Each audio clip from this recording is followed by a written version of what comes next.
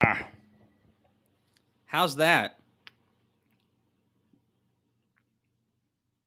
You hear that? Yes, no, maybe so. All right, good now. All right, good deal. Thanks.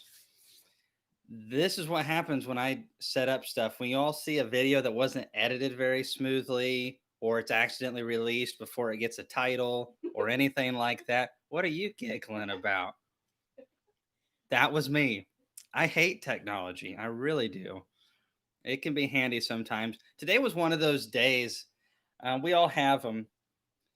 And it seemed like the harder I tried to get work done, the more things were not going to let me get anything done.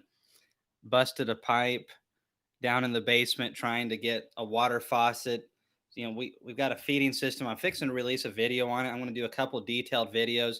It's kind of for larger scale beekeeping, but you can change it a little bit and rig it down. So if you only have, you know, 20, 40, 50 colonies somewhere in that area, you can still make a smaller version of this very simple concept and be able to make mix feed quickly and feed bees quickly. So I'll do some videos on that, but I was needing to get the line, because we also it's our garden hose and everything else that we use, and it just was old and faulty. It's probably about 40 or 50 years old, and it ended up breaking the PVC further back, and dumped about 10 gallons of water in my basement. And of course it broke right behind the shut off. So I had to shut the water off to the whole house, and then Laurel fixed it. And you know, we have a system here. The good thing is not being in denial. And then I rigged up the system. I was going to actually film the video tonight on how the pump system works and everything. And I got it all done. Laurel was having to do a bunch of stuff, pick up the kids from their aunts, and then she was making dinner, which I barely got it down, but it was good. And before we started this, that's why I was a minute or two late. And then I had the pump and everything working just right, except I was I had it facing the wrong direction.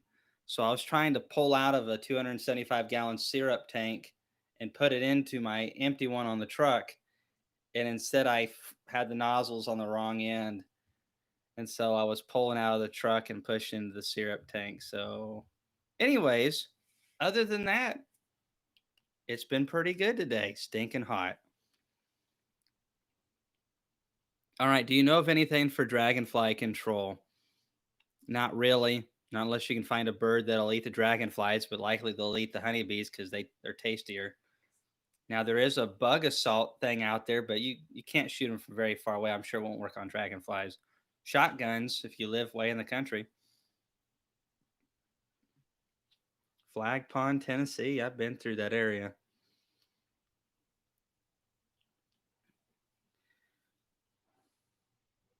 Yeah, it's hot. It's hot here for sure. Been collecting swarms and cutouts even in the heat. Well, bless your heart, I tell you. It's hardcore beekeeping. And let me say to everybody here, this is the time of the year that new beekeepers, sideline beekeepers, and everybody tends to want to slack up. And I'm one of those people. I don't like July and August in any way at all. I really hate those 2 months. If I had 2 months to get rid of, those would be the 2 months of the year. I would rather have my winter. The bees don't do well this time of the year. It's harder on them. And now I know not every place is like that. Some beekeepers love July and August, but yeah, I'm not a big fan of it. And it's hard to get out there on those hot days and check your bees. And you don't have to do long inspections. But the problem is if you get in a queenless situation or something that needs addressed pretty soon after you get in that situation, if you're not checking your hives but every month, then by the time you get around to it, goodness, you might already be in the 11th hour. So that's fine. Just go ahead and post it. 2 a.m. in Sweden. We have two people that I know of that are from Sweden. So that's hardcore beekeeping right there. I tell you, 2 a.m. Now you all don't get dark this time of the year. I mean, you get dark a little bit, but you don't get like a complete dark like we do. You still get like that twilight look, if I remember right. Ah, John, hell. Well, gonna start beekeeping because of me. Well, your wife or your friends and family might hate my guts after that, but I think you'll really enjoy it. It's been interesting. This is my 17th season, and I've tried a lot of stuff. There's a lot of stuff I have yet to try. We keep saying great queens, dead mites, and good nutrition, but those really are the three main things. I was talking to a really nice fellow that subscribes to us, and he was mentioning treatment free or just building resistance and stuff like that. And just my experience is that has not worked for me at all. I really have given it more than its fair share of trying it out. That doesn't mean that I don't think that we can't go for better things, but it's going to take a lot to convince me these days. I've spent so much money. I could have bought my red truck probably three times over, probably four times over, with the money that I've blown trying to do things either too natural or halfway, that kind of stuff.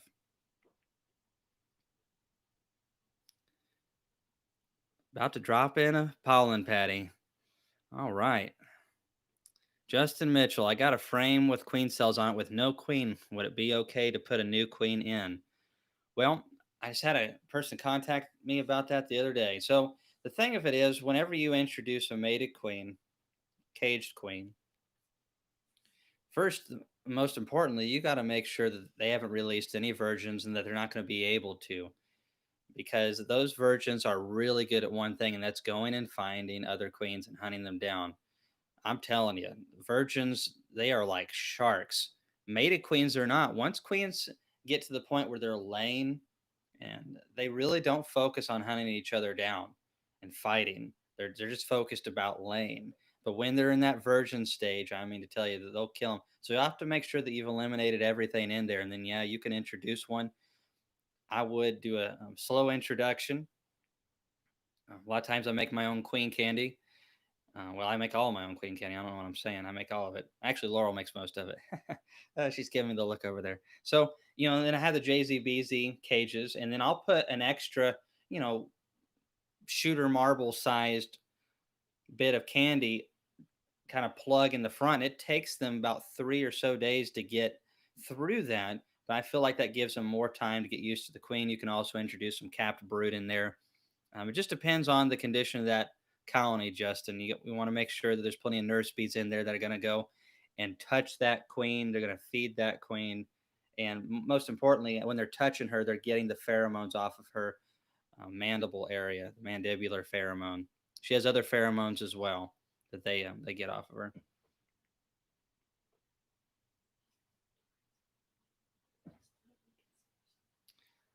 So Candace is saying, how do I get live chat to work? If you're watching me and you're able to see me, then I assume that you're already on and things are working for you.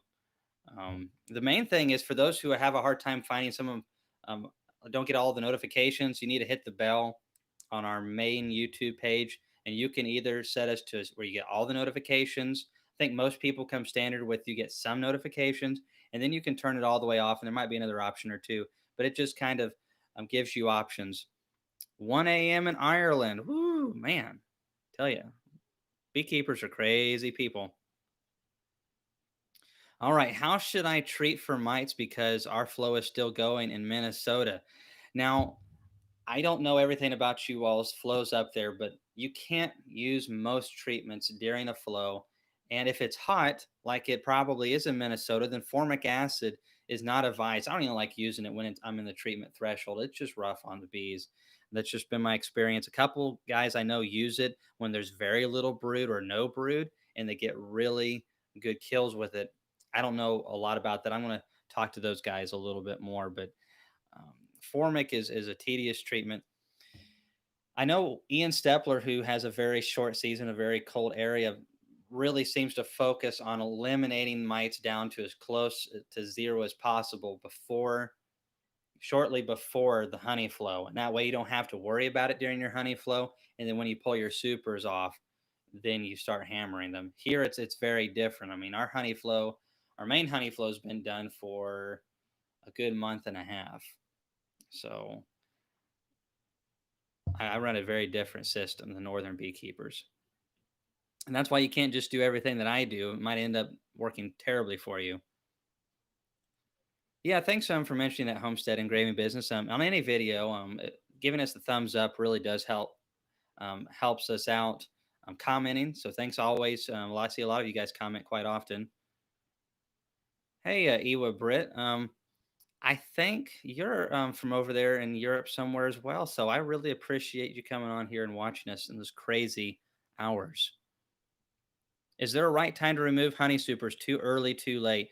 Well, the only time it's really too early to pull honey supers is if they have not dehydrated it enough down. So if it's below, typically the rule of thumb is 18% moisture content. I mean, a refractometer will tell you that. If not, most people go for 70% capped. Some beekeepers will just take a frame and shake it really hard. And if they don't get anything to really come out of it at all, then they consider that good. And honestly, that probably works. But I'll say that, and somebody will do that and have fermented honey because of it. So I have a refractometer. You can pull it too late to a degree, as far as you should have already treated your mites, but you left it on. And so that prolonged getting those mites early and getting on top of them is much easier to keep them low when they're already somewhat low.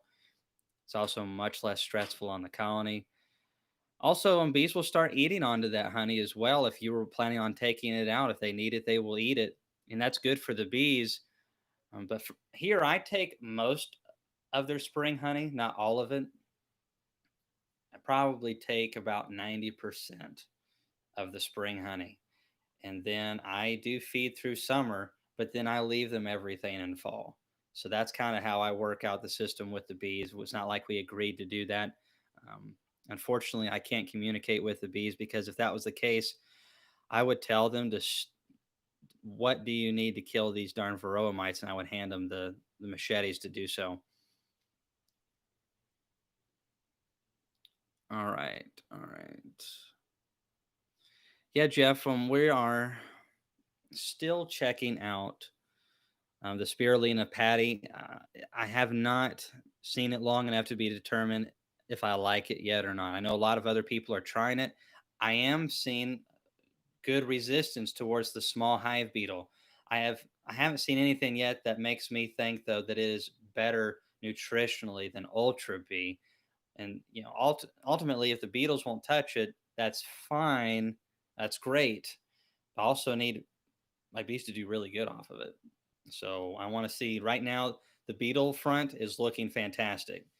I want to be seeing some good brood before too long. So I'm giving them a little bit of time to really see how that goes. Once we get into August, we should really have a good picture, because our bees haven't had any good pollen for a long time. How do you treat with the Apame hive? I'm going to use probably Apivar on that one. I'm doing a lot more Apivar this year than I have in the past, and that's just because I'm running out of time on a lot of things. I'm fixing to go back to doing some work at my other job, and I have been doing some periodically, and so we're just going to probably use that to save me a lot of time. The oxalic acid vapor is very laborious. Some people are using that. There's a lot of things you can use in the Apame, whatever. All right. Hey, Glenn, thanks for coming on again today, and thanks for the donation to our channel. We are, let's see, good evening, Cayman and Laurel. We hope you and the family are well. I run Saskatraz Colonies, and my mite count has been 0 for 3 alcohol washes. Do I need to be doing OA vapor treatments when I have 0 mite counts? I want it. I mean, if you're doing alcohol washes, in my experience, alcohol washes are very accurate. They're not perfect, but they're close enough to give you a good representation of what's going on. So if you're getting, that even ones or especially zeros, then really there's no bother to stress out your bees. Um, a half cup of bees is 300 bees, and if you're not getting any mites in that, then that's very very good. That's excellent, and that's exactly what you want to see. If I did a most if I didn't just treat without doing a lot of alcohol washes this time of the year. So basically what I do is I pull supers and I treat. And then I will do alcohol washes here before too long after the treatment period's over and see if any colonies have been missed or need a little bit more. I just go ahead and treat. But if I didn't at this point, I would expect to see mite levels that were washing between 10s and 16s in an alcohol wash. But then again, our bees have been brooding pretty hard since January. And those are big colonies. Colonies that have been split off of heavily for nuke production are going to be different than those that were just completely focused primarily on honey production. And there's also going to be a big difference on the colonies that were split from the main hives with a new queen, a lot of breaks there. There's a lot of math involved with it within all this, but it's better just to crush their little souls and let your bees thrive because of it. So Adam Towers, plastic queen cup versus wax queen cup. Have you used both? I'll get it out and drink some more fluid. Plastic. I've used wax. I've made my own wax queen cups. Plastic works better, and the queens do great. I'm not a big fan of using tons and tons of plastic, but they're cheap. They work really good. I'm going to be experimenting at some point whenever I take the time to putting them in a little bit of boiled water and seeing if when I clean them up, how good the percentages are. I know people do that. You will get some accepted, but some commercial guys are saying the percentage, there's a certain degree of loss of reusing them. That might be 5%, but over 10,000 queens, that makes a big difference. If you're just trying to do a few handfuls, that wouldn't be so bad.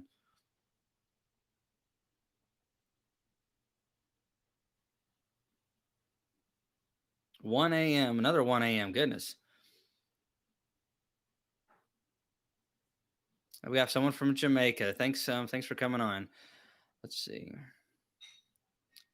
I made spacers with political signs between the top cover and inner cover. Is there anything I can do for better ventilation? Um, you know, it doesn't take much of a gap. The can push a lot of air through the colony. There's been a lot of devices over the years between slatted racks for bottom boards. There's even been frames that were made to where bees um, they had spacers in them. It kind of looks like an excluder frame almost, but a little bit different, where the bees can hang out in there and get some bodies away from the brood. And there's been all kinds of gadgets put together. To me, you can crack the lid a little bit, even add an extra box if you want some of that heat to go on up. But honestly, probably the best thing you could do is give them some insulation from the heat coming through the lid. That would help out a lot, just trying to prevent that lid getting so hot. And that's what I'm looking into right now myself.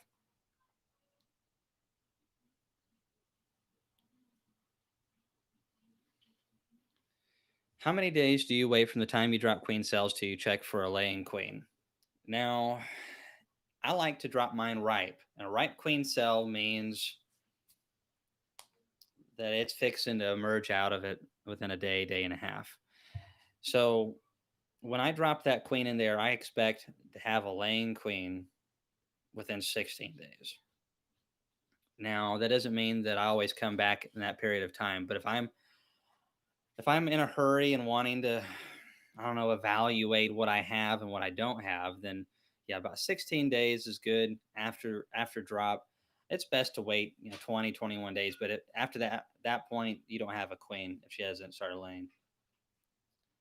Hey, Glenn, if you got another question, let me know. We really appreciate you every time you come on here and definitely helping us with a lot of our goals. And for those of you who don't know what that goal is, primarily is doing some upcoming tests. I'm actually talking to a couple companies right now, and I'm not going to be naming them as of right now. Some of them will probably say no, And some of them will say, yes, I'm hoping to helping us try out some products, primarily products that are going to help our bees do better in summer extreme temps and in winter extreme temps.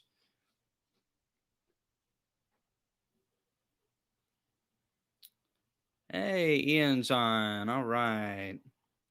So you haven't been busy at all, Ian. I have watched some of your videos and you're hitting the lake, all kinds of different things. Now I'm fixing to get.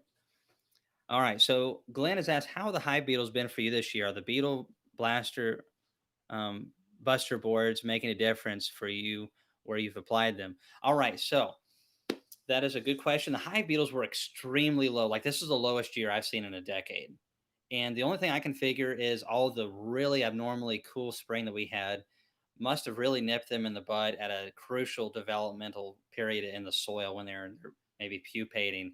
Now, since it's really started to get back to the normal Tennessee weather in mid June to our current time, they have really made a resurgence. But I had never seen such low small hive beetle levels, and they still haven't got back to their full force that what I normally would see them at this time of the year, which is really hurting my feelings. However, that Beetle Buster board has done very well. The last time I had to change the diatomaceous earth out because I got it wet on accident and clumped a bunch of stuff up. But I had 16 beetles on it. The hive showed very little signs of beetles in it. However, they've been low. I'm really looking to forward, and I will be letting you all know how it performs between now and September, and should be able to see how it's doing.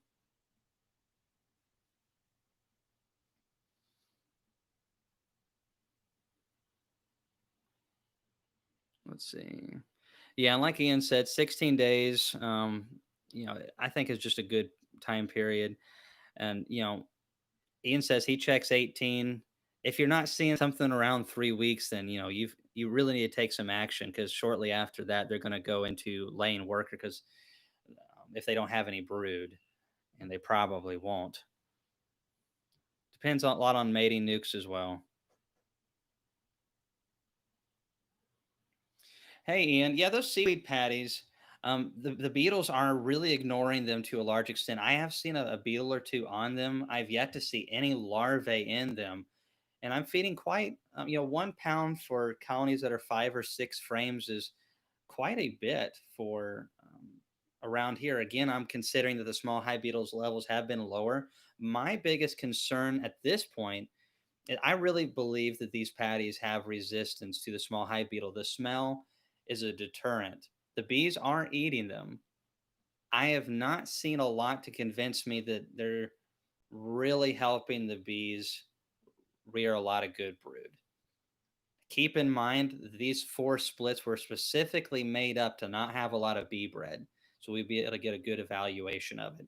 I have a lot of colonies that I've made that I gave full frames of bee bread, like a really nice solid frame. They look very good. I'm feeding them ultra bee patties. I have hundreds of colonies to be able to look at the ultra bee side and see what I'm getting. But right now with the spirulina, I need a little bit more time. But the small hive beetle, they're doing really good. Ron Foltz, put this towards Laurel's new reptile. Ron, you're killing me, man. Thanks. I really appreciate it. Did you see that, Laurel? Goodness gracious. I'm going to have like a chameleon or something in here. It, it better not be something that can kill me in my sleep. She'll train it. All right. Yeah, it's been a really interesting year. It's been odd all the way around. Cayman, is winter here in Australia. Would you use pollen sub to feed the bees? Well, I personally, in my area, don't start feeding pollen patties till sometime late in January. The bees are already naturally inclined to brood up. I'm just trying to fill in the gaps at that point. We start getting pollens in early February. So I really don't like to force the issue much earlier than what nature already is going to be doing things. I don't think there's any point in trying to feed in December here because of the solstice. But I really don't know your area and your seasons and how well that works. But typically, I know the maple is going to be blooming sometime in early, well, or producing pollen in early February. I want those patties to kind of go in with that, fill in the gaps a little bit. The bees are already inclined to brood. Just keep that going and encourage them.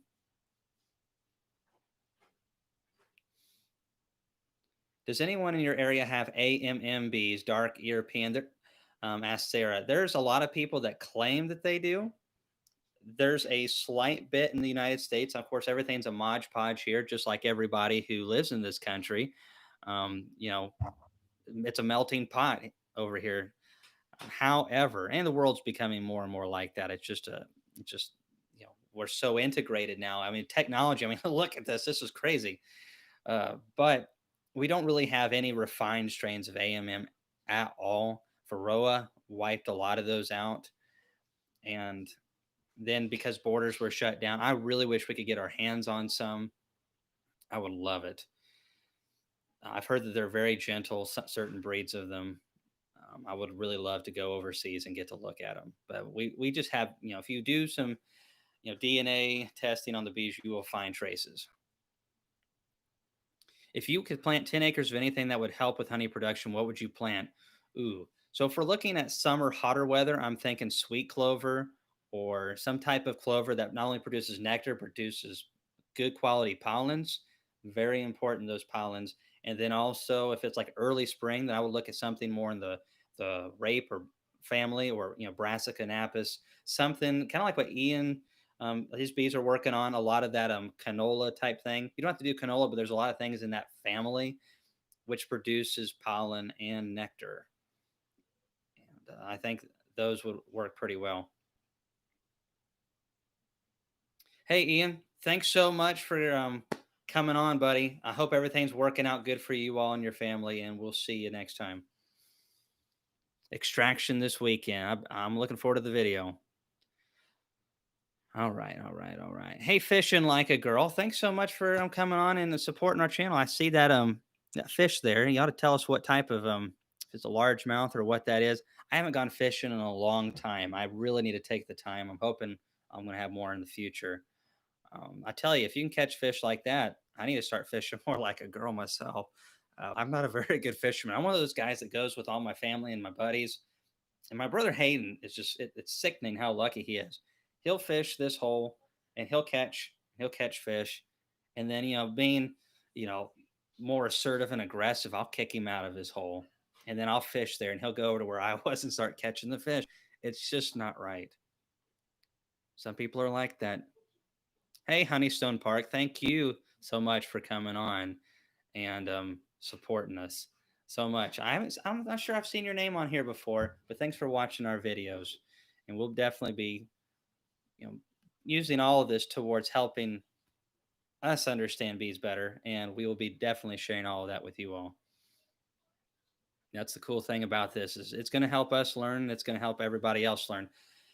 Yeah, again, I'm talking to some companies and hoping that we can set up a good test yard, maybe even between what everyone's putting together. I really want to get a board up here because I've been keeping track of all the donations that are going to be put towards this test. And goodness, I think I'm not going to say, because if I say it, I'm going to be wrong. I'm always wrong when I do stuff off the top of my head. Um, but we're going to get a chart up here and just show people kind of the goal and where we're at. And then I'm hoping that maybe a couple of these companies will add on to that.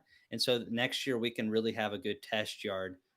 I really think we could do some cool things that haven't been done before on a YouTube channel. And I know I would learn a lot from it. Justin Mitchell, can you have too much pollen? What a great question. So yes, you can. If it's bad pollen, a lot of times the bees in desperate times, they'll go after corn pollens, inferior pollens, and they'll come, and go after it. And you can plug up on some things. You can even have some high quality pollens and the bees get plugged up. This happens a lot during one of those times of the year, especially here. We have a lot of hardwoods all hitting at the same time. Excuse me. And the if the bees go queenless, they'll still, some people say queenless hives won't bring in pollen. That's fiddlesticks. And if they have brood to feed, they have brood to feed. And they'll bring that pollen in and they'll just pack it, and you can get pollen bound. It can be a little bit of an issue if you don't have extra comb. That's the thing. Comb is so valuable. Having backup combs is so valuable. Um, but I would rather have too much pollen than not enough. That's for sure.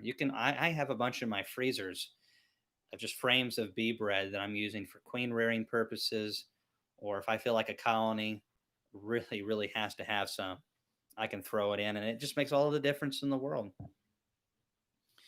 So Jamie Eason's like long hive opinion. So I think more people should be using these. As far as we don't see a lot of people use them. I'm not saying if you like horizontal, I mean, hives like mine that are, Langstroth going vertical. There's nothing wrong with that. I'm not saying you need to switch from that to go to long hives, but there's really not a whole lot of disadvantages to long hives, especially if you're doing them with frames. So it's basically the same system. You're just going horizontally, and you can make these very inexpensive compared to other stuff, especially if you have scrap.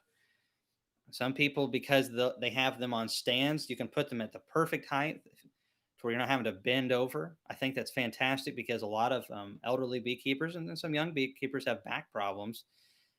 And this way, you're not having to work with that. You ought to look online and see some plans because you can kind of have a little bit of the best of both worlds. You can have a long hive that also is able to stack a couple medium supers on top.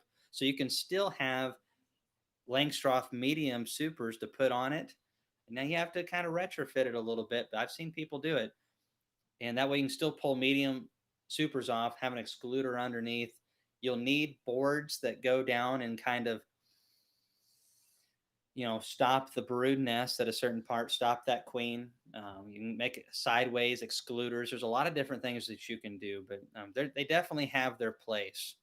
And I see nothing wrong with using them. It's just a different method. I think the biggest problem with them is that queens naturally want to go up. So you're going to have to manage her space to lay. And even with the hive system that most people use, it's swarm prevention is all about cutting the bees back a little bit if they're extremely nice colony, which would mean you can give bees to another colony if you have some, or making a split. Some people are like, I don't want more bees. The problem is when you have great queens, dead mites, and good nutrition, you're going to have strong hives that are going to want to swarm. All of my honey production hives wanted to swarm at some point this year. Um, we knew it was coming. We cut them back. We sell nukes, or we make mating colonies, queen mating colonies with that, or we're going to make maybe a colony that's just a little bit behind. We're going to beef it up so it's ready for that honey flow. That's part of the problem is you cannot just stay at 5 hives if there's all 5 super awesome colonies and just leave them and walk away. Now, if you're okay with letting a swarm or two fly off, that's fine. But the problem is what if they do a secondary swarm? Sometimes they do a secondary swarm, you've lost almost all your bees. Secondary swarms are really bad. If you just get a one swarm, queen comes back with what's left off of the queen cells, you're fine. It's really not that big of a deal. But a lot of times they'll shoot a secondary swarm if they're super strong, and then you're left with all of these resources and no bees to protect it. If you didn't check your hive, small hive beetle time, and you've lost all that equipment. Sucks. Sarah says she's building a long hive like that right now, and when you do, you ought to send me a picture of it.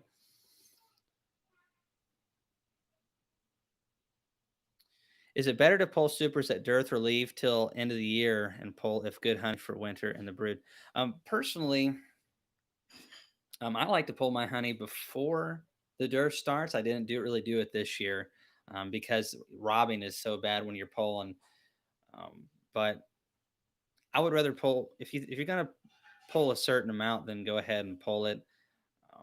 A lot of people have gotten told that sugar syrup is bad for bees. Some syrups are bad for bees. High fructose corn syrup isn't really good for the bees. They can still do all right with it. A lot has to do with how you're overwintering. If you're in a really cold area, you have to watch your syrups, you have to watch your subs, you have to watch your additives to all those things for sure. It can be very, very lethal in a cold area. In the south, I mean, goodness, my bees take a cleansing flight every couple of weeks. So we can get away with a lot of stuff. There's been some good research lately on additives. Ian actually posted a video on that. It's very, very long.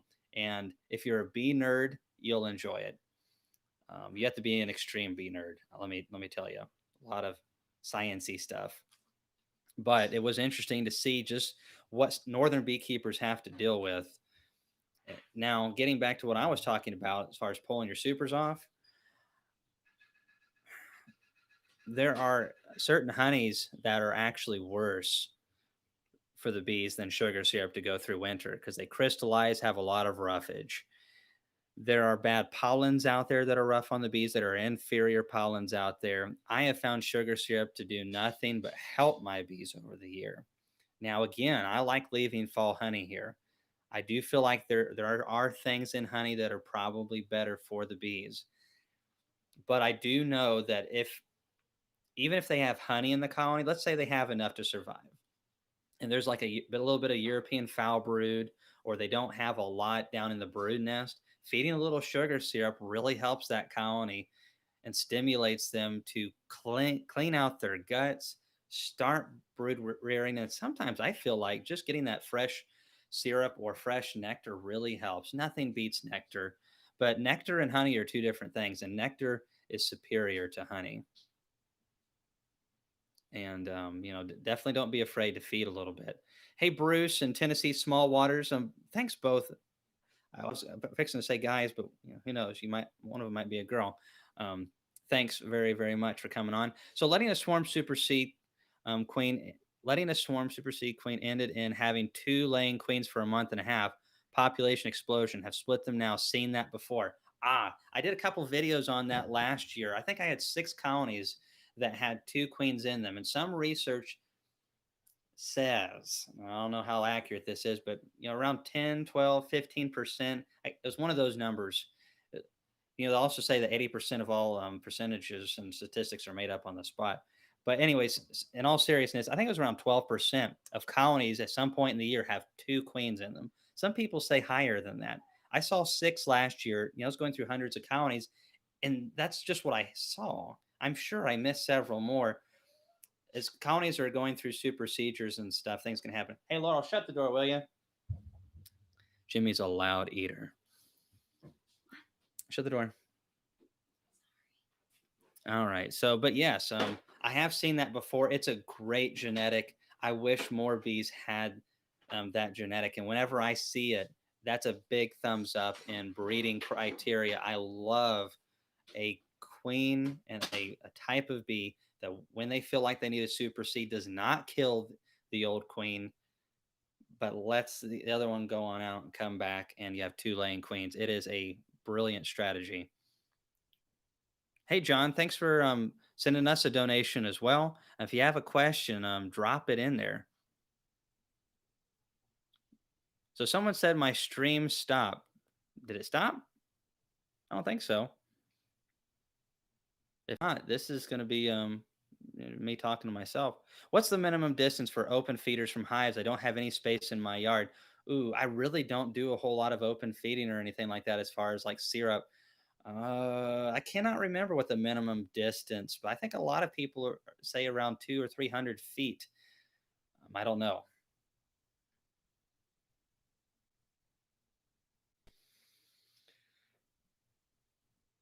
Started double screen boards today. I really like those. And during in the summer, they're not quite as useful because the bees definitely can keep themselves warm in summer, in our summers. However, I still find them very useful. And when it starts getting cooler in the season, I think they're really going to pay some dividends. I'm looking forward to using them more and more in the future. Yeah, thanks for all the thumbs up, everybody.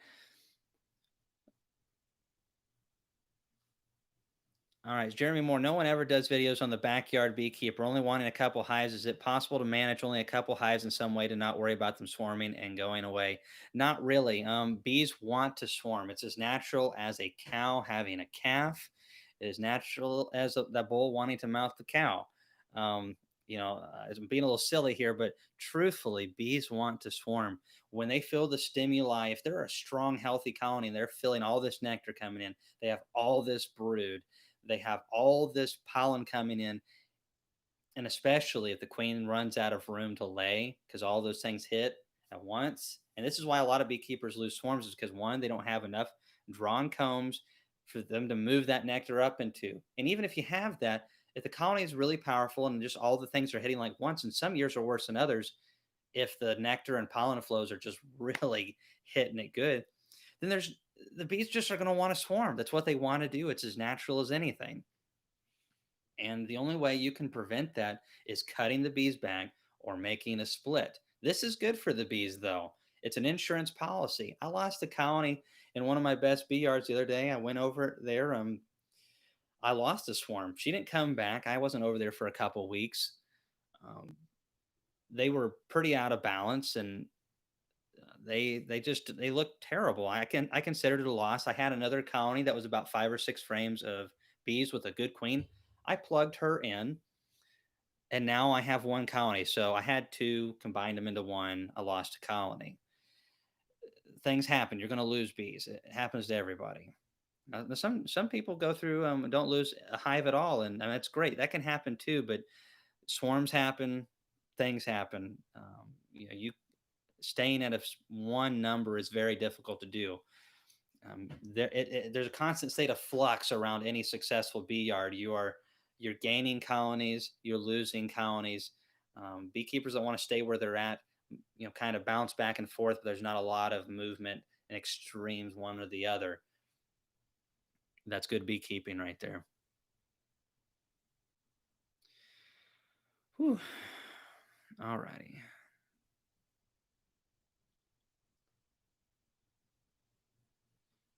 Caught 2 more swarms today. Makes 9. Well, goodness gracious. I've caught, let's see, that were not mine. I caught 1, 2, 4 this year. I've caught 4, including that cutout though. So that doesn't really count as a swarm. That was that cutout earlier in the season.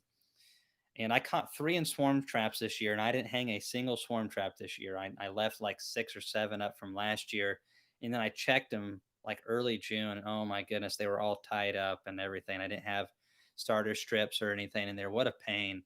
A lot of work. But I did find the queens. They all look halfway decent. Hey Eddie Gonzalez, thanks for saying that and watching from Costa Rica. Hope your season's doing well for you. All right, so Brady Martin, summertime splits. So I don't know where you're at, Brady Martin. Here in Tennessee, you can make summertime splits. I'm making splits right now. I need to do about another 15 within the next few days. And then I will keep making splits. Some of my best hives and honey production last year were splits that I made in July and August. If they don't have bee bread, they don't look very good. So if you're going to make one, I would do it like so. In my area, I'm going to start getting some pollens in late August if the weather's decent. If not, it's going to be first or second week of September. You can definitely count on it sometime in September to a degree. Hopefully, we'll get some rains. But if you make those splits right beforehand, and then you're going to have to supplemental feed them too. But so if they can get a little bit of the natural, get some of your supplemental feeding between all that, they get everything they need. And then because of that, those bees are going to raise a lot of young fat bees to go through winter. Works pretty good. I'll try to do some videos on that this year. But I'm totally doing splits this time of the year. Cleveland, Tennessee. Oh yeah, as long as the colony's strong enough to do it, you can do it. I don't really recommend anything that's going to, like walk away splits this time of the year. Too big of a gap. That's just my opinion.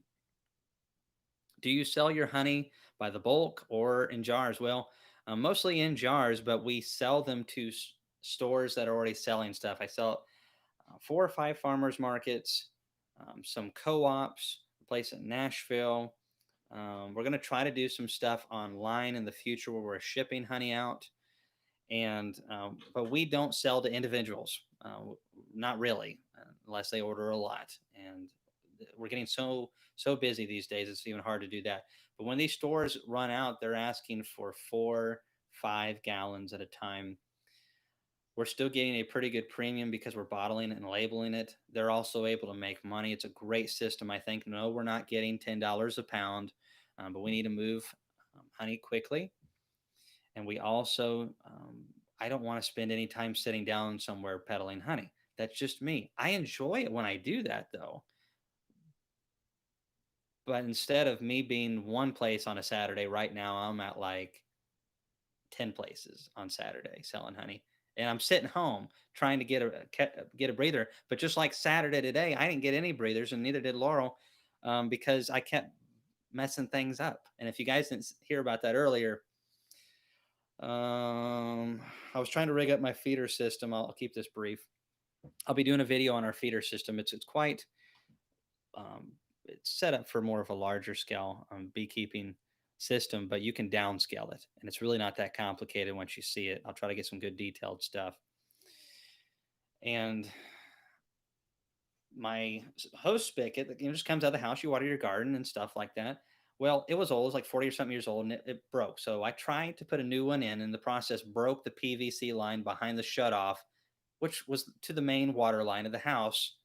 And so we had to shut the water off to the house today, and Laurel fixed that for me. So yay, we have water now, but it just takes a lot of time. Today was one of those days. I did several things like that today. The harder I tried, the less I got done, it seemed.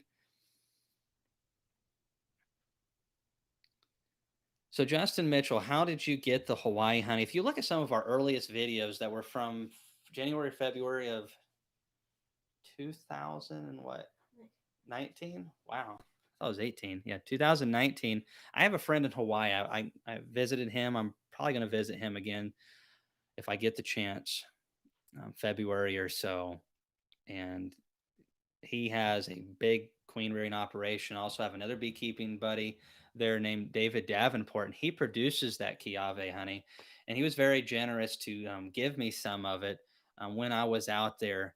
And he's a really nice guy. He really has some high quality Kiave honey. It's at goodjobbees.com, just as that sounds, Hawaiian Kiave. And it is really, I didn't know it existed until I went out there. It was just totally different, white and creamy, completely natural, gorgeous. And yeah, so the world of beekeeping is so vast. I'm really hoping at some point I can spend more time going to some places in the future after the kids are a little bit older, probably, and trying these new honeys out and new bees and seeing things.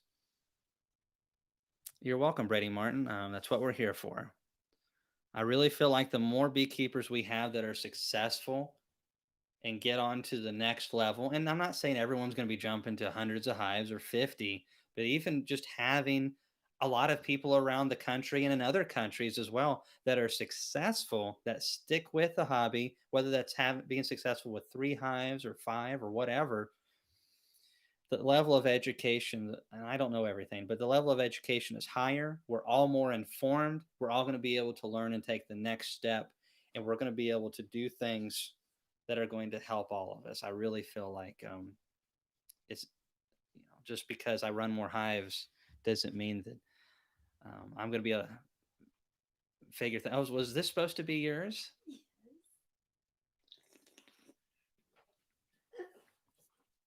The rubber sheets are packed. Classic. You don't even know what that is? Okay. Anyways, it is a Christmas movie. I wish there was snow on the ground right now. It's hot.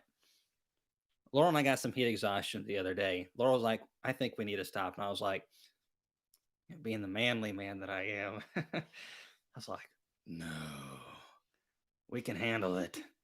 We're going to tough this out. We're tougher than this heat. It was about 15 minutes later. I was like, let's go. And we got out of there.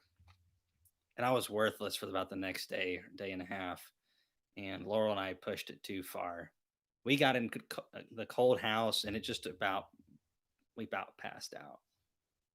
Be very careful in this hot weather. Take breaks, drink plenty of water, all that stuff. I have a lot of carnies and Italians. Goodness, it's a mixture, really. Honestly, I don't care that much as long as they do what I you know have big hives that do well. Right now, we have a little below 300. We sold more off this spring than I was anticipating doing originally, but the honey flow wasn't as good, so we tried to make up for it. I thought it was fine the way it was. And then, right now, so I don't know if I'm going to push much past 300 colonies. I'm still trying to decide. I Well, this time last year, both of my eyes were twitching, and they stayed that way for like 3 or 4 months. I did too much last year, and this year I've already hot weather and everything else. I don't want to overdo it. Whenever I overdo it, things start falling apart. Do you keep your syrup feeders full or stagger your feeding? It's basically on a per colony basis. If I try to keep, my bee yards as uniform as possible, but there's always some that are a little bit smaller. So some of them might only need a gallon, some of them might need more. Most of the big colonies get the same. I'm going to do some videos on that soon, and get some good videos on that. Yeah, I waxed it my hives. Yeah, paraffin and microcrystalline. What are your thoughts on staining hive bodies versus painting? Now, I have stained some hives in the past, but it's always been kind of deck stain for like pressure treated decks. Kind of like that paint slash stain material, and that can work really good. I've used it before, and it seems to, as long as you paint it really good, it seems to work fine. Just make sure you follow the instructions.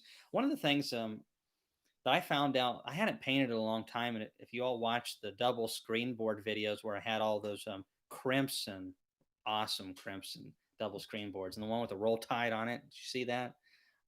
Sorry, they said that it was supposed to be pretty usable and dry within like 48 hours.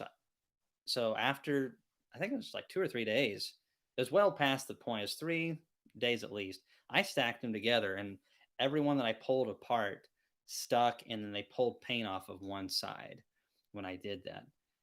So I repainted those and left them alone for about a week. And at that point, it was great. I can set them on top of each other, and it was fine. But some paints seem to vary, and our humidity is very high here. So whatever stain, paint, or whatever you use, just keep in mind if you stack them, that can be a big issue. A lot of times it takes several days for that to happen. So get it done and make sure you don't need it for a week or two. Can I purchase?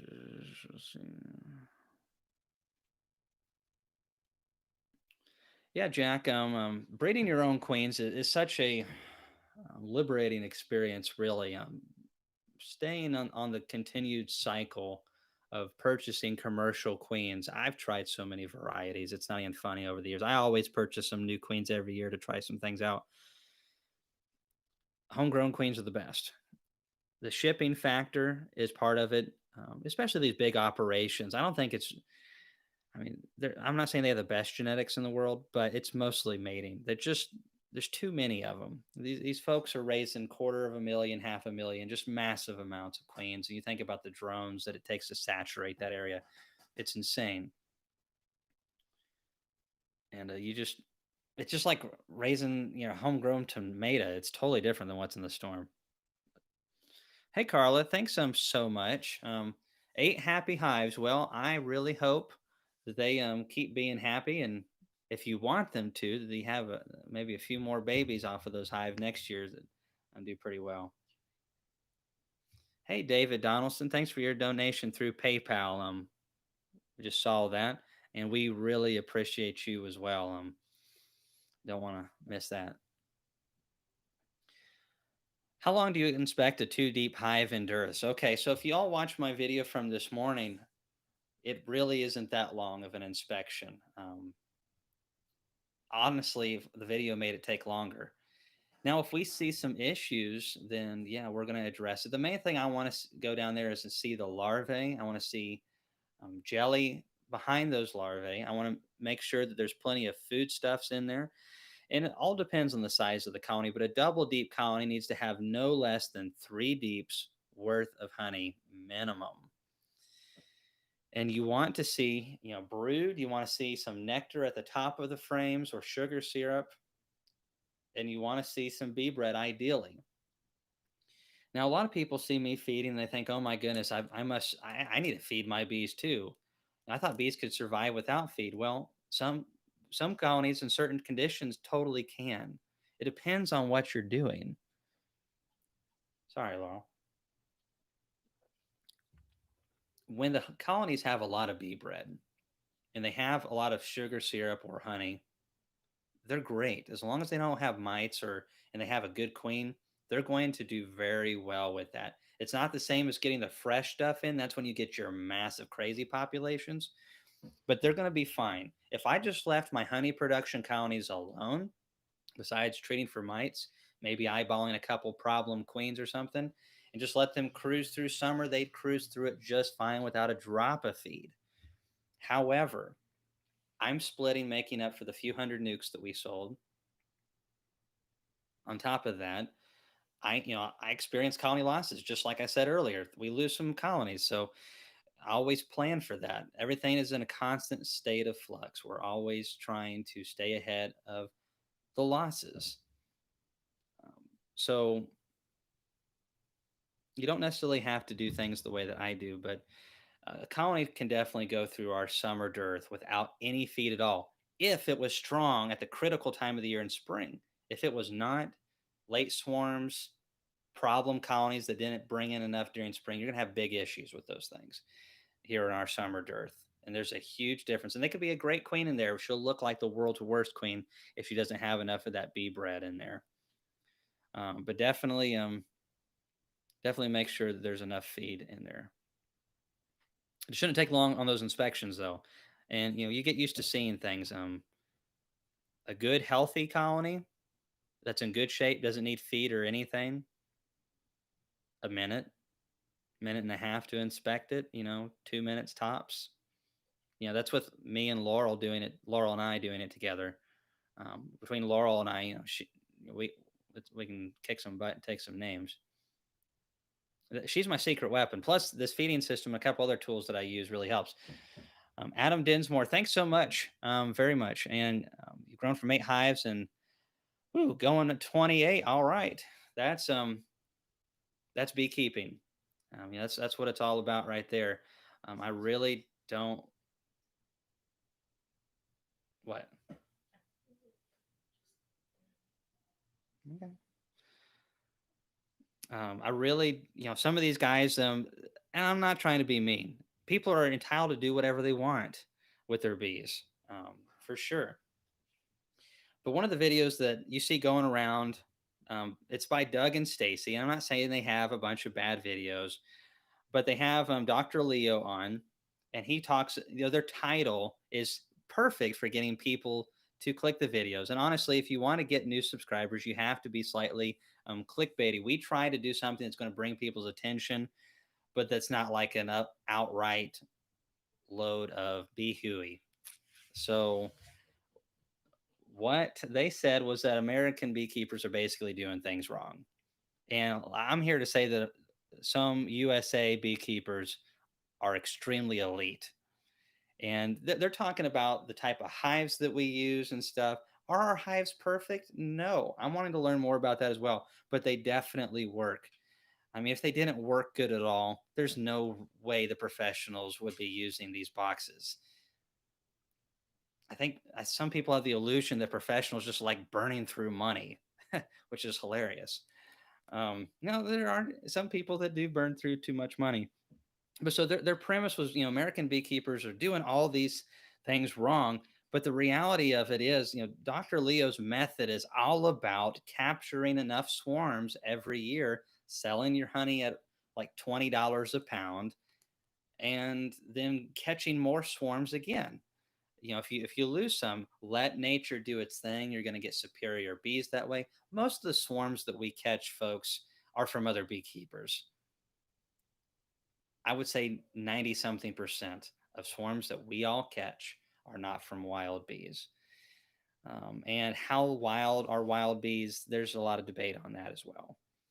I've caught a lot of bees over the year, and I found that most of my swarm trap bees stink genetically. Um, very ill and aggressive too. Beekeeping, in my opinion, is taking care of your bees to the point where you can, if you want to, make more, because that's what healthy bees do: is they reproduce and they make more. They survive and they thrive. Nature can throw you some curveballs, though.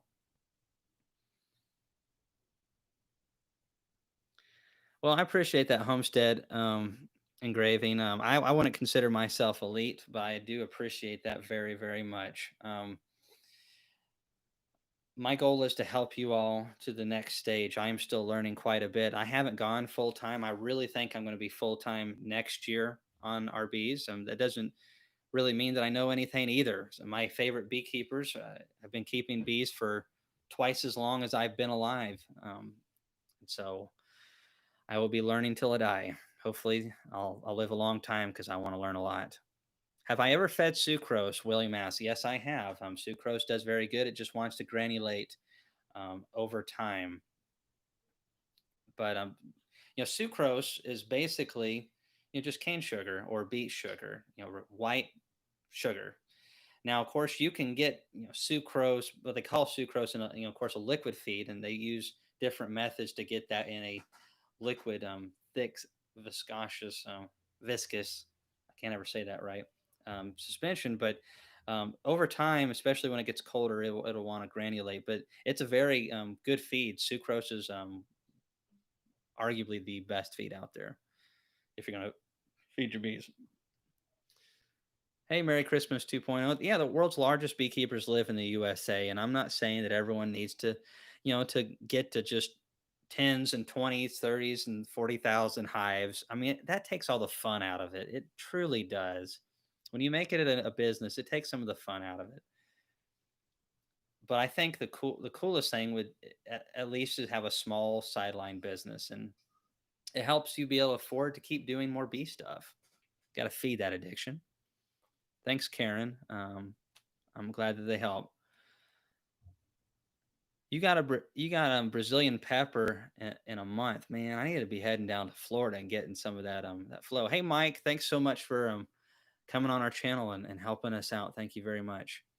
Um, Shoot away with some questions. All right, so you said 2 deep brood chambers need 3 deeps of honey to overwinter. No, 3 deep frames. Maybe I said 3 deep boxes, but I think I said 3 deep frames. And that's not to overwinter. That's just to main. They have to have that. They start getting below 3 deep frames of honey, and they start really retrenching and holding back from brood rearing. They go through that quickly. Ideally, a double deep colony would have more than 3 deep frames, but when you need to be looking at your frames and be like, okay, well, this is what I have. Um, they need to have a lot of food.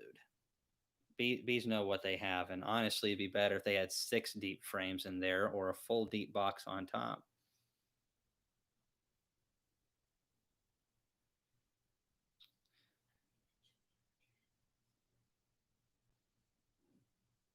Yeah, Trevor. I think I actually saw that one on they found bees.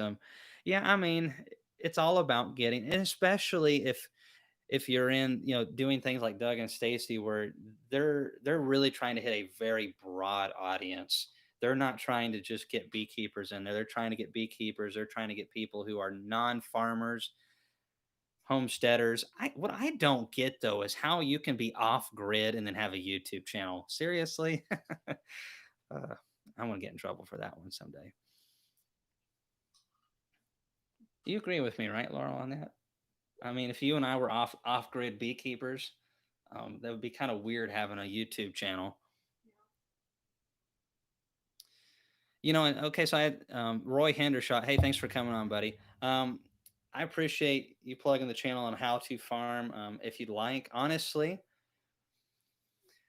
um, we're not going to be hitting that super hard in the near future, but we will be working on that more as time rolls on, and over the course of a couple of years. I anticipate we'll have some really high quality gardening videos, going back to what I've learned in my produce marketing days, and also raising chickens, um, maybe a hog or two, just different odds and ends. And you never know, we might even start tapping some of the poplar and maple trees and trying to make some maple syrup around here. Walnut syrup? Huh.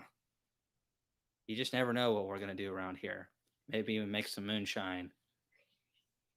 Laurel's like, get more critters. No. We have bees. We have hundreds and thousands. So one person was asking, "Thank you. I don't have PayPal. How can I send you some thank you money?" Well, appreciate the thought very much for that. Um, some people have been sending it through our PO box, and that totally works too. It is 332 PO Box 332, Gainesboro, Tennessee. Actually, Laurel's going to put that in the comments, and you can send us questions there for the next live chat. We get a lot of stuff through there. We got a lot of interesting things through there, and I've still got to get back with some people on that. Yeah, you can get Hawaiian queen bees. I don't think you can ship queens to Hawaii, but yeah, they ship queens from Hawaii all the time to the continental United States. And my buddy shipped me five, and I made splits March 1st with those. At a, it was like 30 odd degrees. You know, a lot of people don't think you can make splits that time of the year. That's one of the things we're trying to do with this channel is push the boundaries. Not necessarily so you all are going to do crazy things, but I really feel like we're bad in beekeeping with the beekeeping books and Facebook groups and forums and bee clubs about keeping us in the box. That's why I hope that, you know, between what I learned from you all and what, you know, maybe you're learning from me, that we all can raise our education more. And in that way, you know, we're all going further in the right direction and we're able to take bigger steps. Too much misdirection in beekeeping. We all spend too much time messing around the wrong areas. I've been there. Um, Jed, is that you? Did I see Jed in here? Jed Thorne, what in the world are you doing on here? He's the one that actually helped me rig up my feeding system. I kind of made it similar off of the pictures that he showed me. And, you know, I made it a little bit different, probably better because, you know, it might be a different Jed Thorne, but it's probably the same one. I'm waiting for something rhetorical any second. He's about my age, homeschooled. You know, they're the worst. Hey, Johan Rivera, thank you very much. Appreciate that. Billy Alexander, thank you very much. And you know, guys and gals, feel free to ask questions with them. You know, these donations as well, whether it's sending to the PO box or sending here. If you send it with the PO box, you can write 10 questions on there. I'll read the letter, and you know, I'll try in the next live chat if you send me some, you know, papers with questions. I'll try to read some of those off onto the live chat. You know, then take care of that. What advice would you give to someone going from 10 to 30 colonies? Well, primarily get those 10 colonies in good shape. Don't buy into some of this stuff on YouTube of having little tiny hives and just making more and more 2 and 3 framers. You can do that system, but you're really not utilizing your queens fully. A queen really needs about 10 frames, in my opinion, to utilize 10 deep frames to really build a good sized colony. Once they get to that size, you can start making splits off of them, especially if you have combs. But she's got to have plenty of nurse bees. She's got to have plenty of resources, and she's got to have cells to lay in. And you know, you could have 10 fantastic queens and 3 frames or 30 or whatever. And but if you had 30, you know, 10 of them, wow, I'll get to that in a second. It's better to have fewer that are stronger than a bunch of little wimps, in my opinion. Um, what was that? Oh, my phone. Okay. So where was I the $100 donation kind of threw me on off there for a second. Anyways, what I recommend is taking care of those mites, building them up. I've got some playlists on our YouTube channel where I make splits. I did another video this year where I made some splits. Make good, strong, healthy splits. I know you want to go to 30, but if it's better for you to go to 20 and do that well, then do that. I have been guilty so many times of overshooting what my bees can handle or what I can handle, and it always bites me in the rear end and it hurts. Financially, my wallet I just shred through wallets. All right, where was that? Yeah, some people are trying the better comb method and doing that. Hey, Kenneth Dutton, wow, $100 donation. I really appreciate that, and we will be putting that towards the donation, the experimental yard. Absolutely, and we're gonna try to do um, some editing this winter to really be able to have like a little thank you list to those who are on our Patreon. Um, that we're still working on. I'm trying to get that up, and we're just running out of time and having a hard time doing it. You can send us messages for what you like for perks. I can't say anything today. I'm dehydrated. That's what it is. Huh? Anyways, so back to it. Thank you so much, Kenneth Dutton, very much, and I'm really thinking that we can do some awesome things. I look at Randy Oliver as inspiration. He has not been perfect. He has helped me out a lot, especially about 8 or so years ago when I really first started reading his stuff.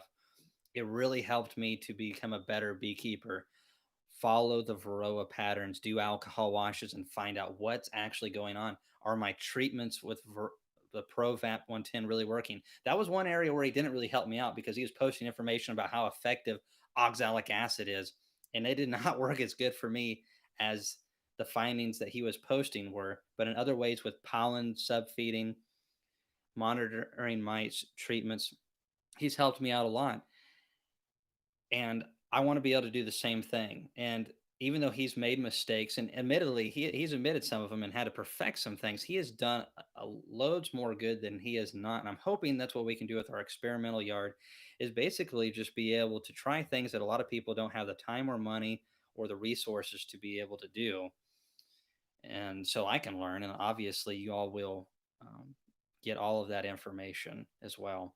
Just like with these spirulina patties, I'm really hoping to have some positive things to say, but we're fixing to find out. Hey, Stan. Hope things are going well for you down there in the deeper part of the South. You're very welcome. Tell Byron I said, hey, next time you talk to him. And we appreciate it a lot, Stan. I tell you, sometime I'm going to be probably talking again in Columbia, Tennessee, and I know it's a little bit of a drive, but you might be okay with seeing Byron again, and I'll be letting you all know about that, and maybe some of us can meet up there. Unfortunately, I've had a lot of speaking engagements this year being canceled because of the whole COVID thing. So unfortunately, I haven't been able to do some of the things and meet some of you all. Hopefully, this winter things will get better, but the way that everyone's looking at this, it does not look like it. If anything, they're trying to get everybody to. Anyways, we'll see about that. I am going to be at Walter T. Kelly's in Clarkson, Kentucky, talking chickens. Some of you may have seen that video. So I'm going to be talking a little bit about bees afterwards and be hanging out, I'm sure, for a little while. So I'll talk bees as well. But if you're interested in chickens, August 8th, I will be there. If you had 2 acres of open field, mostly dandelion, what else would you add for that for the bees? Now, dandelion is not a complete protein by itself, so you need some other stuff. Excuse me. I would, if I was planting something that is early in the season that is going to help my bees with the pollens and nectar, I'm looking again for something in the brassica family, rape, non-GMO canola. You can use GMO canola. Obviously, it works for Ian and all those guys. I know a lot of people don't like it. I'm really not a fan of that kind of stuff either, but it obviously does work for the bees. Something like that. I imagine, dandelion blooms pretty early, and that's something that would kind of go around that same time period. And I think something in the rape family would do very, very good. Yeah, Vitex is supposed to do pretty well. Bill, our state inspector is encouraging people to use that. I really want to try that out.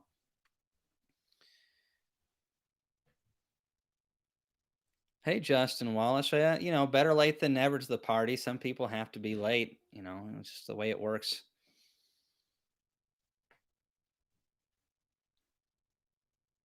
Let's see. I'm trying to catch up on things. What's the best way to make more comb? Ooh, the $1 million question. Strong hives at the right time of the year. Now, I know fellas that are in Florida and areas that get long flows. I know some parts of Florida aren't ideal. People that have long flows that go together can draw a lot of combs if the colonies are strong. And then at towards the end of those flows, if you yank that honey off quickly and start feeding rapidly, you can get them to draw more, up to a point. What really slows our ability to draw combs is not really the nectar flow. I mean, obviously, bees will only draw comb off of incoming nectar or sugar syrup, but that's not really what keeps us from continuing to indefinitely draw comb if we removed it. The problem is our pollen quality and quantity starts going down in late May, and it just keeps nose diving through the early parts of June. And by mid June, especially if it's a really hot and dry year, by mid June it's done. And so the bee population declines at that time, and they're not inclined to expand. If I had high quantities of good pollens and I was feeding sugar syrup, I could get them to draw and draw and draw. You got to have that strong population. You got to have that. You need a queen that's laying hard. You need a lot of factors. You need bees of the right age. They can't be young nurse bees. They've got to be older. You got to have obviously nectar or sugar syrup coming in.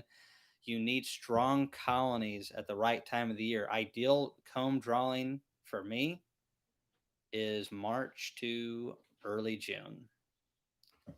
And then I might, in a good year, be able to get some in the fall flow, but very little. And it's going to take a lot of work to do that. A good colony in a average year will draw a couple deep boxes, no problem, if it's strong. If you guys watch the video, I don't think I released that one yet. That one's tomorrow's video. If you watch tomorrow's video, you're going to see some beefy colonies. They're awesome. And when you have colonies that are like that, and they've been like that since March, you can draw a lot of comb off of those in a great year. 3 deeps, no problem. But you're not going to get as much of a honey crop because they're drawing all that comb out. And also, they're more inclined to swarm when they're having to draw tons of foundation, because if it hits really hard and heavy on a good blackberry nectar flow or something, clover flow, they're going to plug up that brood nest a little bit, and that just really makes them want to leave. But for me, if I want to draw a lot of combs, I've got to focus on those key times of the year. I can't make it happen during this dearth period. I can try all I want. I could probably get a little comb drawn. It would not be worth the effort. Hey, Justin Mitchell, thanks for coming in.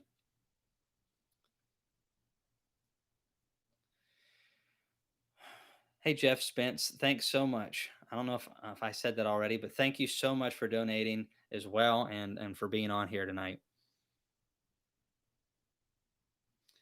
So one thing that I like to do, let's say that you're limited on combs here, all right, but you need to get combs drawn, but need to keep your bees in. It's really hard when you don't have at least 2 deep boxes or the equivalent if you're doing all mediums or whatever. But what I think is a great strategy is, before the bees start clogging up that second top box, or say you have 2 mediums and a deep chamber below an excluder. So we got a, let's say we're doing single brood management here. Deep box for the queen, excluder, drawn combs up top, double deep system. That's what I would be doing. You can do 2 mediums up there. Before the flow started really well, I would wait till they started using that second box and getting some resources up there just a little bit, just so you know that they know it's there, they're utilizing it, all that jazz. Then I'm going to pick that box up. Now, you don't want to do this if it's going to be getting too stinking cold. Stick your foundation underneath that. Since they're already used to that box, they're going to traverse through that foundation. They're going to go up there and they're going to put up that nectar and anything they need to up there, alleviating that brood nest. But then once they're at the position where they start drawing, they're gonna start drawing that box below. And once you can get them really drawing that second box, keep it going. Once they've got that box of foundation drawn about 50%, throw another one underneath that. Even better, say you have a frame that's, again, partially drawn in that first box, pull that one out, exchange it for one that's not drawn from the new box, and then stick that partially drawn one in the one below, because there's already a little bit of combs there. The bees are like, okay, we got some combs here. We're going to start putting nectar here. Well, why is this side doesn't have any combs on it? And it really encourages, once you get them in the comb drawing mode, you're really set, especially when they have that box that I can put that nectar up above. The problem beekeepers have is in their first year, or that they don't have enough combs, or they've split a lot, they don't have that extra comb. Combs is everything. And better yet, if you have more drawn combs, have that single brood foundation drawn comb, uh, supers, fully drawn combs, fully drawn combs. Don't let that brood nest get plugged. How cold are our winters? Last year we didn't even hardly have one, and we had days that got. I think we had one day that was in the you know 18, 19. I think maybe. We don't get really winters here. It's not that cold. I would exchange some snow for some summer.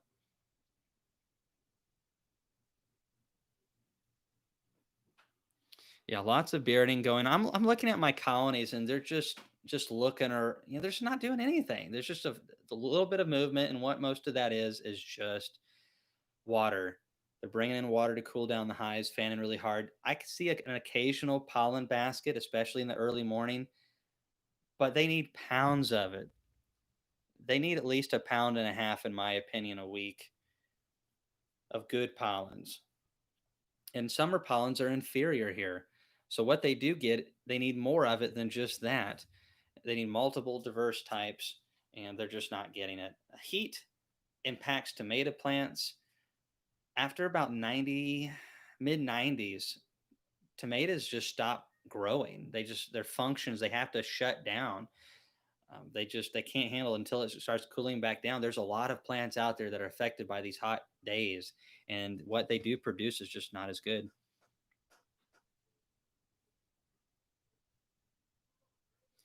Hey, Bass Pro, I doubt they'll make a Cayman Reynolds commemorative Beval, um, especially since I told them last time I talked to them about their Val about three to things they need to do to make it better. Now, if they did those things, I might get behind it. Hey, appreciate the $25 donation on PayPal from Shut Up and Bowl. I really suck at bowling. I try. Laurel, you should see her when she bowls. I'm in trouble now. She'll get like picked. First time. I know, but we've gone bowling twice, and she had like two braids, and when she gets upset, she pulls on them. It's hilarious. So I really would appreciate if she actually wore those two braids more often, so I could kind of get a fair warning of when the punishment is incoming. Yeah, for saying something stupid. But yeah, it's another gutter ball when Laurel's pulling those braids. Yeah, I've got some sunflowers. Some sunflowers don't produce much pollen for honeybees. Some produce a pretty decent bit. Some actually produce nectar, but there's a lot of questions out there on what actually works and what produces well. I don't really have answers. I really need answers on that. How many times a year do I treat for mites? 2 times oxalic acid vapor in winter. As soon as we pull honey, usually in late June. Now, this year was a little bit more in July because of the later season. And then I'm going to check again and treat probably again in early September, late August, with a different treatment. Punishing those mites and keeping them as zeros and ones gives us hives like we're going to have in tomorrow's video. Tomorrow's video is about pulling honey using a fume board. I really like that system. There's multiple ways to pull honey. For those of you who right now are pulling individual frames and brushing them off one at a time, you might look into this method. It'll save you a lot of work. What's the best advice for wintering nukes or a single deep? Just having healthy young bees. They have to have plenty of food, obviously, but you can have a full deep full of bees going into winter. But if they're older bees, then that's not going to work. You're going to come out of winter with like three or two or five, depending on how many of them are actually the young winter bees. Five frame nukes, 10 frames, double deeps. It's all about having the nutrition the bees need going into winter, not having mites feeding on the nutrition of the bees, no viruses, good queens. I keep coming back to great queens, dead mites, and good nutrition. I know I keep saying it, but it really is the truth. And summer is when most beekeepers duck out. They get negligent. I've been there. I've done it so many times. I keep telling myself every year, and I said this back before I understood summer management the way I do now. This is 6 or 7 years ago. I told Laurel, if we can master summer, we can master beekeeping in Tennessee. And that's not all there is to beekeeping in Tennessee, but summer is our hardest period on our bees. Not fall, not winter, summer. Now, in some places, winter is a legitimate threat. Not here, not at all. And honestly, if your bees are prepped, go in winters in cold areas, they're going to do pretty well too. As long, again, it's the same principle, just a little bit different. Yeah, Keeper 01. I bet you're about over this heat. And unless I'm in the water, summer's a waste to me. I'm not a summer person. Unless I'm swimming, I do love to swim. Hey, Paula, thanks for joining.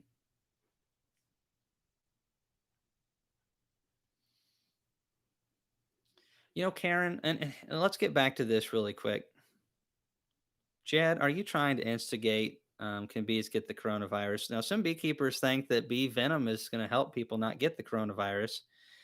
Um, but, the reality of it is there's a lot of variables with that too, but we're not getting into that here.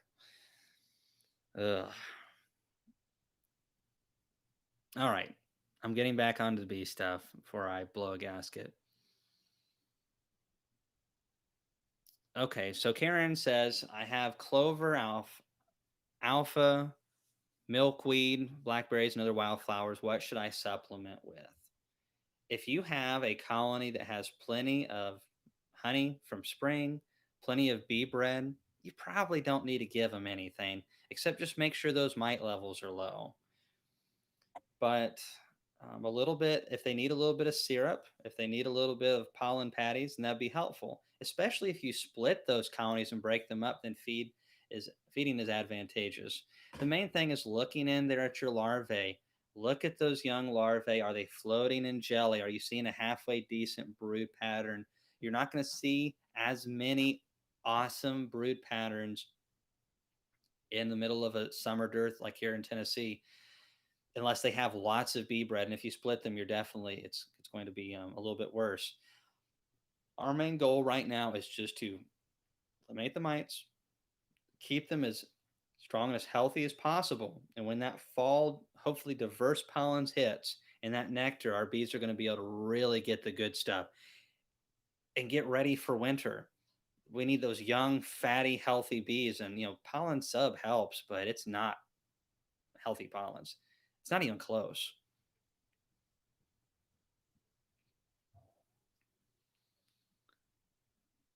Yeah, Jed's a friend of mine. He's just messing with me. He's done that for a few years. He's just jealous of my good looks and charm, and probably my wife. You're still single, right, Jed?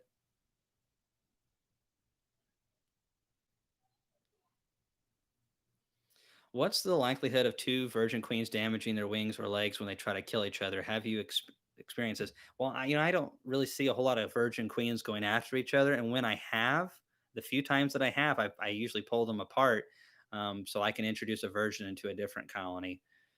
But that's only happens in colonies that I didn't know was going through that.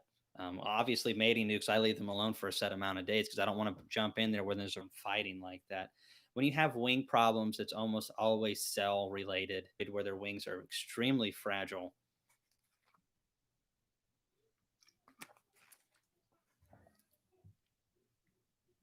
All right, that's an interesting question right there. So, I can hive goes to lane worker and they stretch out the comb is what he says, but really they're stretching out those the cells, turning them into drone comb. Does it have to be scraped, or will the bees fix and will a queen lay worker brood in it again? Okay, if you catch it really early on before they start stretching a lot of it, and they just basically they'll still have the worker cell, drone, and they'll make like a bullet head on top of it. If you get it early and you scrape that, then a lot of that will still be worker comb. But if it's gone for a long period of time, then they will not fix it back into worker comb, which is frustrating. Um, but I have had some that were just in the very beginning stages, and if you scrape that all of it, I mean, dent even the worker comb, just dent it just a little bit to where all the brood under there, they're going to cannibalize it and reconsume the proteins. They won't raise those drones. And then either one, shake all the bees off and give that comb to a good colony, see what they do with it, or freeze it or something. Um, but lane workers, we're pretty hard on them. We just shake the bees out, and some people will put queen cells in there. It really depends on the state of the lane workers. If it's really strong and trying to go lane workers, we might try to save it. If I have some queen cells,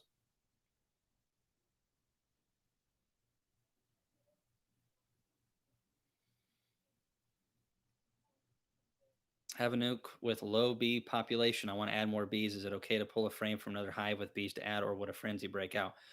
So if there's a lot of foragers on there, the older forager bees are going to fly. So a lot of times, what you can do if it's on the ground, you can shake the bees, and all the nurse bees will run into it. Find a good frame of capped brood, and that'll emerge out in short order. Um, all the nurse bees will integrate every time, and your old forager bees will fly back. So sometimes what I do with those jester nuke boxes is you can just shake bees into those jester nuke boxes, get your smoker, smoke them, and all the forager bees fly out. All the young bees stay in, and then you can dump the nurse bees in. Some people think that's really hard on the bees. Their exoskeletons can handle it. They're used to falling out of trees and doing all kinds of crazy stuff.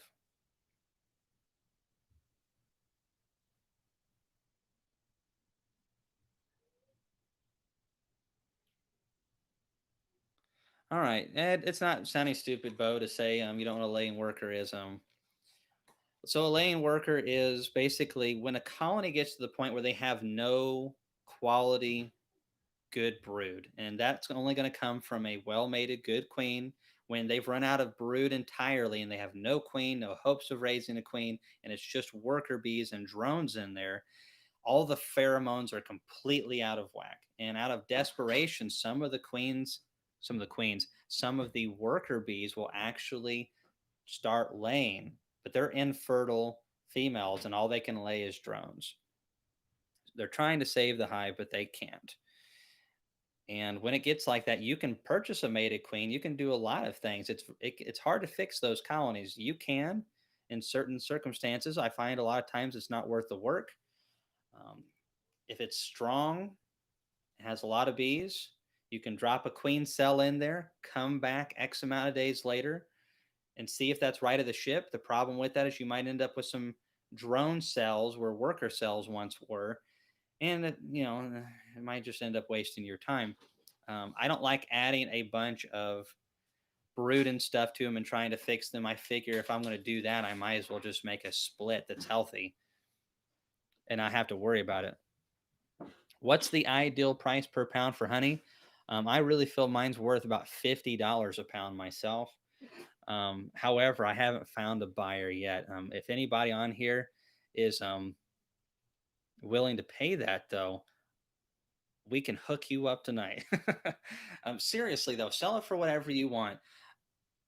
Everyone has different goals, different locations, and is selling different quantities. I've got barrels to move. I've got to get it moved. I have no desire to spend time selling it on an individual one by one jar basis. That is time that I could be working on YouTube videos. That's time that I could be working in my bees, making splits, making queens, hanging out with my wife or the kiddos, or having fun, like hanging out with them at the lake or something, which we have not done yet this year. And so to me, I'm selling it for $5 to $6 a pound. Um, to people who resell it for me. Now, if I go and sit down and sell it somewhere, oh goodness, probably $7 or $8 a pound. Maybe a little bit more if I'm in Nashville. But I never go up there. Too much crazy stuff going on right now, especially in the big cities. I ain't going up there. Little guy like me, beekeeper, get in trouble. Um, Big mouth gets you in trouble is what it gets you.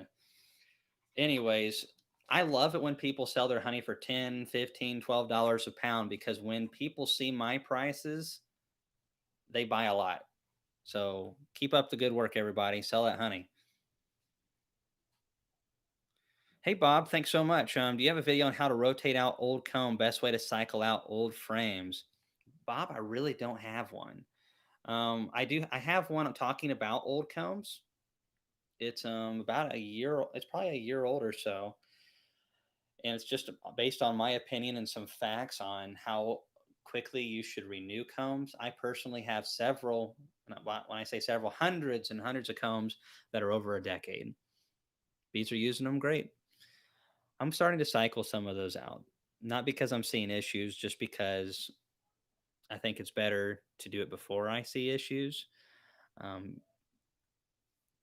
a lot of the guys that I respect do about the 10-year rule, 8-year rule, somewhere around there. I see no reason whatsoever to recycle every 3 years. Like some people say, 5 years. I don't see any reason for it. Not at all. Um, if you want to cycle them out, just have yourself a solar wax melter and throw the frame in and just let it melt and reclaim a little bit of beeswax naturally, and use that later. But as far as you don't need to cycle them out so often. Now, if you do that and you feel like you want to, then you totally can. But combs are a very valuable asset, one of the most valuable assets. And prior to Varroa, when you know when back before Varroa and all these other problems, when bees were easy to keep alive, many beekeepers thought comb was more valuable than the bees themselves, because you could have a swarm of bees, but without a lot of comb, you wouldn't get near as much out of them. And it was easy to get bees back then. Bees were cheap. You could buy packages for 20 odd bucks. Goodness, when I got into beekeeping, I was seeing packages for 50 something dollars if you bought 10 or so. Queens, $12 each. We'll never see that again. Um, yeah, yeah, everyone love it.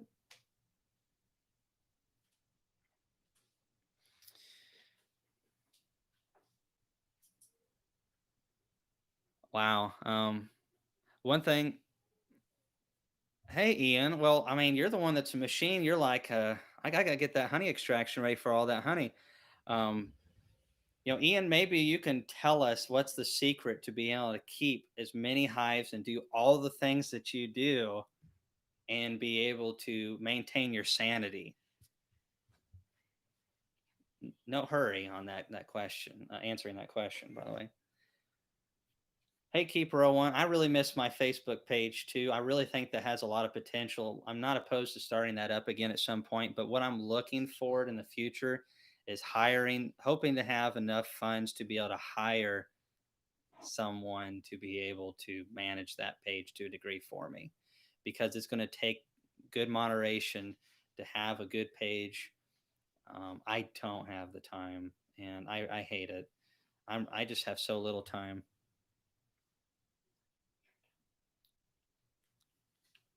Whiskey in my coffee, man. I can't do coffee because of the caffeine. It affects my nerves. I love coffee. It really affects my nerves. So that one won't work. Maybe we'll do the whiskey. You think early morning whiskey and me would get along? I don't think so. Hi, it's Cameron Reynolds, and oh, okay. No, I don't have really any experience with whiskey, so who knows what I'll do. I appreciate that Keeper one, and we might look into that this winter when things slow down. This winter, we're going to have a lot more time to be able to focus on upgrading social media stuff and making it easier on you guys, planning things out better. We're having to decide kind of what we want to do. Do we want to, with the kids, do we want to go up to 500 or 600 colonies in a year or two? Do we want to maintain what we have and do it better? Do we want to focus more on education? It's hard to know what to do. Oh, hey, look who we got over here. Hey, Jed. If you're still on here, I meant to get back with you. Don't worry about Hey, yeah, Jed, you'll buy some at $50 a pound. All right, I'll send it up to you, buddy. Um, yeah, it's all right if you're messing with me. You ought to come down here sometime. I'll put you to work in these bees. I'll show you what some real hot summer days feel like. You don't know what it is up there in Wisconsin.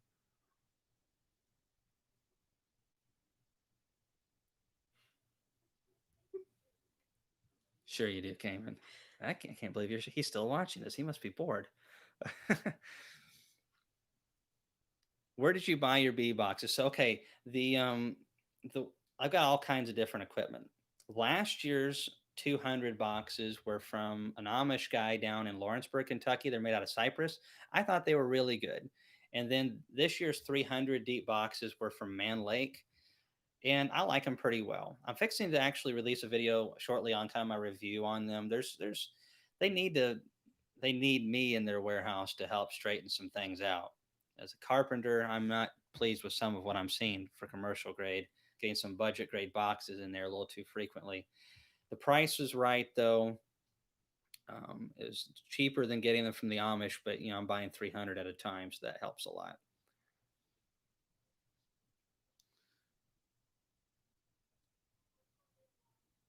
Hey Larry, how's it over there in the Northwest? Hope you guys are doing good.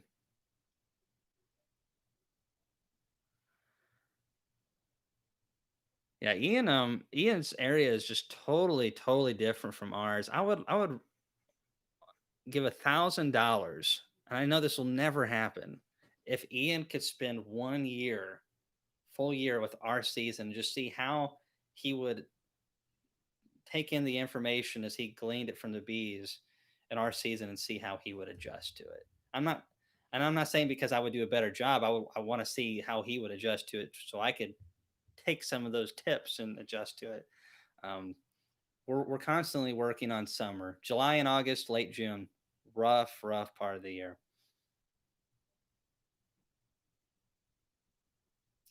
Yeah, you really ought to, Jed. Whoa, Yasmin.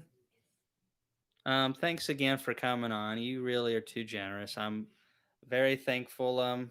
This to met you through Facebook and stuff like that, and you really ought not to keep donating so much money, but we thank you very much. I know it's just a lot that you guys are already staying awake till 1 and 2 in the morning to watch these videos. I can think of a lot of things that would look a lot better on camera than me, but we did get one of them, and over here. Does that mean I'm out of the doghouse? You've never been in the I've doghouse. never been in the doghouse. That's right, because my mama raised me better.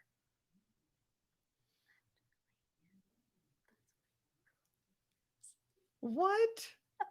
You're taking all the credit. I don't know.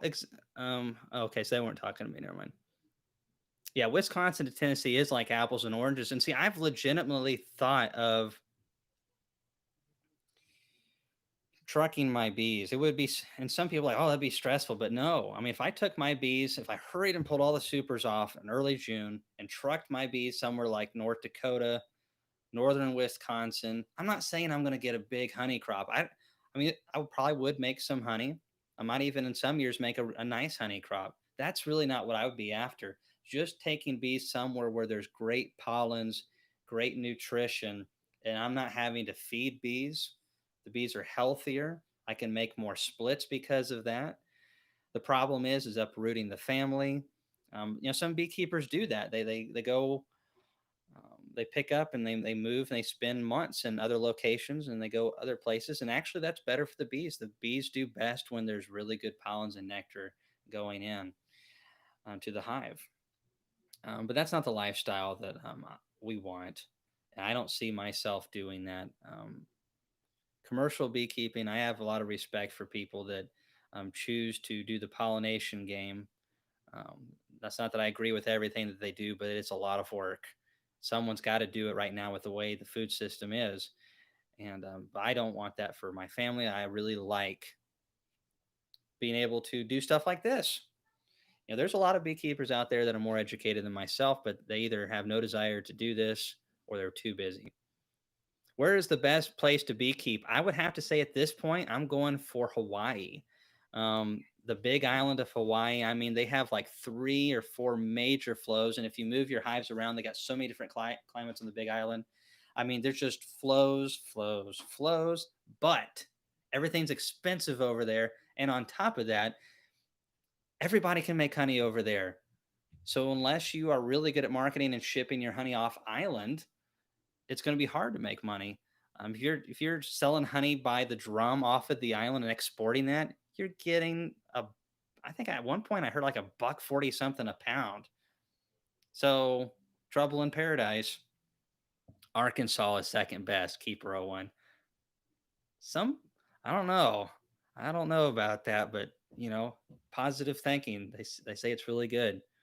Why did I mention North Dakota? Because North Dakota produces a lot of honey in North Dakota.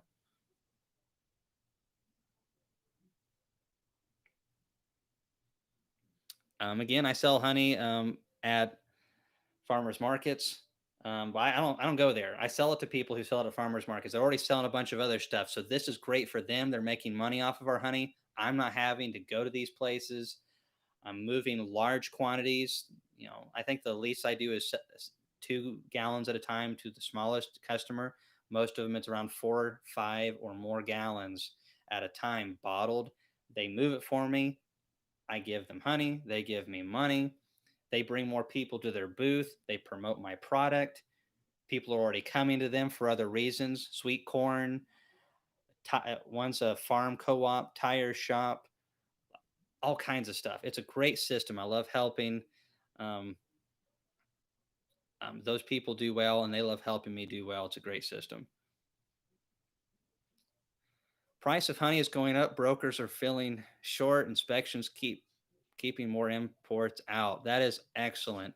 And the more imports we keep out, the better. Unless it's Kiave Hawaiian honey, we need to import more of that stuff. I hope the price of honey keeps going up for you guys, Ian, and you guys do well with that this year. And make lots of honey. Get the whip out and get those bees busy.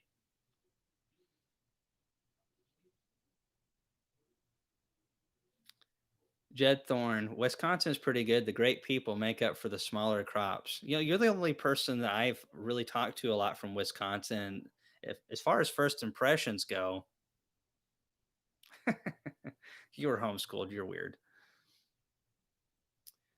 David, we'd love to see an Ian and Cayman live event. Ian and I have talked about doing that at some point, and I think that's going to happen in the future as long as Ian is still willing to do so. It's pretty much been my fault up to this point that it hasn't happened. But I think as long as Ian's still good with it, at some point that will happen, and I'm looking forward to that for sure.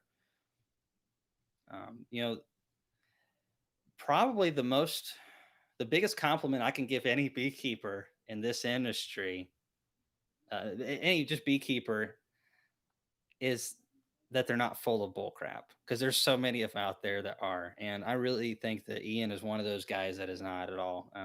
He's honest.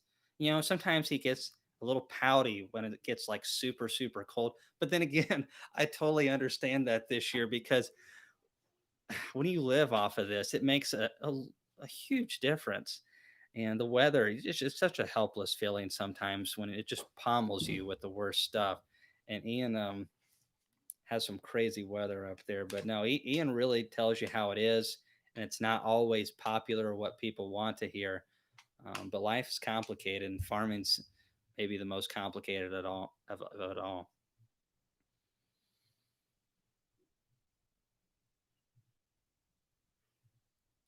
Yeah, sounds fun. Laurel needs to moderate. Hmm? Laurel's been my moderator for almost 10 years now. Look at me. Look, my, yeah, I still have my hair. It's not too gray yet. All the gray hairs are from Jimmy. Uh, got some good Jimmy stories, but we'll say that for another time. Cabin Creek B said selling $12 a pint and it goes like crazy. That's awesome. Oh, keeper of one kiss. I tell you, this is a great story. I will get back to more beekeeping questions in a second, but some people will appreciate this. So, I'm not the world's biggest hockey fan. Right now, I would watch hockey on television because there's just not hardly anything good. Um, and I like going to hockey games live, though. I really enjoy that. And I got some tickets to the Nashville Predators playing the St. Louis Blues and took Laurel there on a date because when you're a poor beekeeper, you just, yeah, I think we got those tickets at a big time discount. Anyways, oh, Ian's channel is the Canadian Beekeepers blog, and you really need to check it out. Now, you might not use everything that he does because, I mean, he's in a pretty unique area, but there's a lot of fundamental beekeeping you can get from him. Um, anyways, so, I never get on the kiss cam. And sure enough, Laurel and I, well, I mean, we've been other places where there were cameras and stuff. It, she's like, you've never took another girl and kissed her there somewhere that have you? And I'm like, no, no, no, never. Anyways, it's getting hot in here. Um, so we were at the Nashville Predators game, and they stuck the kiss cam on Laurel and I. And Laurel is a very shy person. If you haven't noticed, me, I don't have a whole lot of shame. I'm trying to work on it. I really am. And so, of course, I take Laurel by the like shoulder or something. I bring her in for a nice wet kiss, and she's like, if you watch Bugs Bunny, like the whole Pepe Le Pew, oh my darling, and she's like the cat that he thinks is a skunk, and she's just like, get away from me, you freak! Not on camera. I still got that kiss on camera though, and people all over Nashville saw it. Lance back on the couch. I actually have a friend that lives a mile down the road that just put a spare bed in a bedroom, so that's where I go. Uh, all right, we'll get back to some questions. Fix for brilliance. There you go. Ohio State Buckeyes. Oh man, gag reflex just happened for a weird reason. Alrighty, so someone asked when's the next live chat. I just do these whenever I have time. I feel like I'm gonna have time. Honestly, I didn't have time to do it this evening, but I already promised that I would, so we did. Um, it's usually Saturdays, but I don't do them all the time, and it just depends on if we have a lot going on or not. Um, I will say that that's not the definition of a moderator. So how I got a donation for that kiss. I mean, we've never been paid to kiss each other, and I mean, I do it for free all the time. Come on, you kiss me all the time. You just don't love me enough to kiss me on camera. Yeah, that couch is gonna be really stiff tonight. I need to get a new couch. Hey, I like Pepe Le Pew. I love Looney Tunes. I grew up a lot of the reruns. That's probably why I turned out as weird as I did. Yeah, call your buddy exactly. Okay, Clash of Kings asks Cayman and Ian, is it a terrible idea to mark a queen that hasn't been accepted by a hive?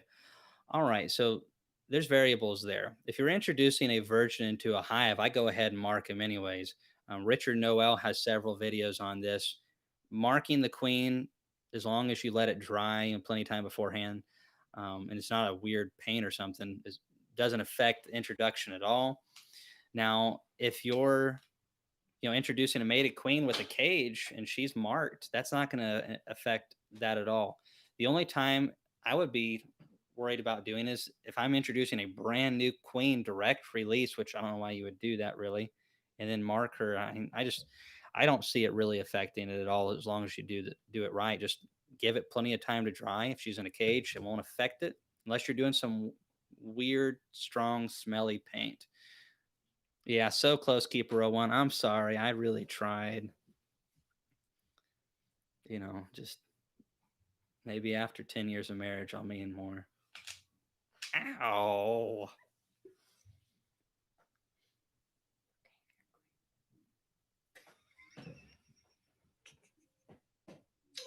Did you put on lipstick?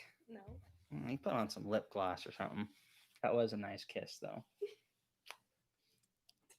Oh, what? Yeah, I don't want to have like really. It's like, oh, what's that girl looking stuff? I don't want my lips to look shimmery. Ian says he's a believer of not painting queens. Well, there you have it. And as it often happens in good old fashioned beekeeping practices, ask two beekeepers one question and get two different answers, possibly three. Oh, come on, Yasmin. They might do that over in Sweden. I don't put any lipstick on. She put honey on her lips. Now that would have been cool.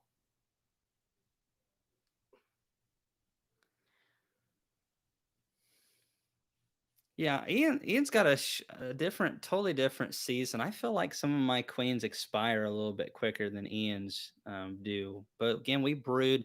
I had, if you watch some of the videos in December, I had some colonies that had 2 frames of brood in December. They never stopped. That's why I've been doing oxalic acid vapor at least 2 rounds in winter because we get so mild a lot of times. The biggest colonies that are strong doubles just don't shut down all the way. And because of that, um, I think the queens raise a lot more brood, so the queens wear out more. Mm. And I don't know, just other things. The treatments are different. Are you a banana feeder, Cayman? Yes, we go through bananas in this household like you would not believe. I have a monkey by the name of Jimmy and Kathleen. Kathleen's more of a princess. Just don't tell her I said monkey. She's getting a little too old for that. Um, but yeah, I don't feed bananas to bees. I just don't see any reason for it. If I want to give carbs, I give syrup. If I want to give proteins and fats, I give patties. I think bananas have their place in areas where you can get bananas cheap and you're desperate. That's just me personally. I think Ian sold some nukes this year, but I'm sure they're long gone. What's your thoughts of clipping a wing of a queen? I don't see any reason to do it. Um, one, it takes too much time. I don't want to do anything that could compromise the queen. I'm not saying that it will compromise the queen. Mainly, I don't want to take the time to do it. I don't like doing that to my queens. I've seen it done before, and I've seen queens that lasted years with a clipped wing to keep them from wanting to swarm, but it just delays swarming. It won't completely eliminate that colony from swarming. Sometimes they'll take off and she'll be down there on the ground. Now, if you see it happening, you can pick them up off the ground, but sometimes they'll just wait till a virgin emerges from the cells and then they'll leave with a virgin. I just don't think that it's unless I had like a 700 and something dollar breeder queen, I have no plans on clipping. And I didn't paint my queens for several years. It's something I've started doing over the last 4 or 5 years more. Um, but I don't think it's something that's critical. The main thing is just if you're trying to understand what's going on with the age of your queens and stuff, it can be a little handy, but I don't know. It's definitely not necessary. Oxalic acid glycerin strips. I can't say anything. My opinion on those are I have not tested them and I don't know. We need to get into more of this stuff. I'm actually hoping to. I probably shouldn't even bring this up, but I'm going to anyways. I want to email Randy Oliver, and I don't even know if he'll answer, but I'm gonna just ask him kind of what are things that we can do as a whole about getting some approval. What can we do to encourage the approval of his oxalic acid shop towns? I don't see why it's not approved anyways, as long as the honey supers aren't on. It's oxalic acid, it's glycerin. Big deal. I'd be more concerned about what's in some of the other treatments that we're using, not that. Yeah, I think there's still a lot to learn about any of the oxalic acid shop towels, glycerin. Just like with the oxalic acid vapor, we need to understand the limitations. That's the most important thing with any treatment is understanding the limitations and seeing if it's worth your time. See if it's worth some of the treatments slow the colonies down. They affect the bees. Mostly they're the natural products that actually affect the bees the most. So are they cost effective? Are they worth your time? Are they efficient at killing mites? And where's the balance? And that's going to depend on each individual and what time they have. Hey Michael, thanks so much. I appreciate you coming on tonight. You got a question, so let's get to that. Notice bees removing dead bees from under the hive today, and one was carrying a larvae away. It was only one I saw. Should I do a further inspection? Thanks. And I would do a further inspection for sure. So okay, for instance, I moved some hives the other day. We moved, I think 16 or whatever it was. And when we moved them, one of the boxes got twisted a little bit and they'll raise drone brood in between. And because of that, I saw dozens of drone brood being kicked out because I messed up those cells when the box twisted. But whenever you see larvae being kicked out, it's a good idea just to peek in there and see what's going on. Sometimes things are just being held back. What's going on? Oh, use mine. So, but yeah, always whenever I see larvae being pulled out, definitely make sure that it's not a nutritional problem. If bees get low on syrup or honey, they are going to have some issues like that. If they get low on a lot of different things, if they could be overheating in certain places of the hive, if they're not getting enough ventilation, just there could be several things like that. But then again, sometimes you just have a few that get chucked out. Maybe the nutrition's poor and they're chucking out some larvae they feel like they can't expend at this point.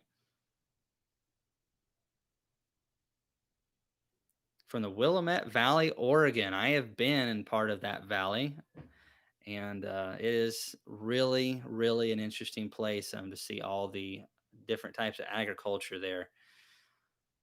I wish I could have spent more time. The Douglas firs are amazing that they have out there. Not really in the valley, but in other places. Yeah, I'm gonna try to work on the shop towel thing a little bit, and the main thing is in order to be able to use it, I'm gonna have to get approved as a by the FDA, and that's gonna be a pain in the rear end. And it's just that's the problem with a lot of these things. It's just getting approval, going through the necessary steps, and then I want to see how well it works for us. That's one of the things we might be able to do with the test colonies is try multiple different treatments and just see how it works. It probably won't be a method that's going to just be a super awesome treatment by itself. But if you can do it in addition to something that you're already doing, maybe do some Apagard thymol and use these, maybe do Apavar and use these. It's very important that any treatment that you kind of mix it up. We don't want the varroa mites becoming immune to any of these treatments, that's for sure. How to keep protein sub from molding in the hives. My bees consume about 90% of the patties. What's left is always molding. Now, I imagine, Christian, that you're probably using a water and granulated sugar based recipe. When I use syrup, I don't really see that. Um, the main thing is get them to quiet down a little bit, please. Is get less in there maybe at a time, or increase the sugar content maybe to make it a little bit more appetizing. I don't know what the ratio of your stuff is or what you're using.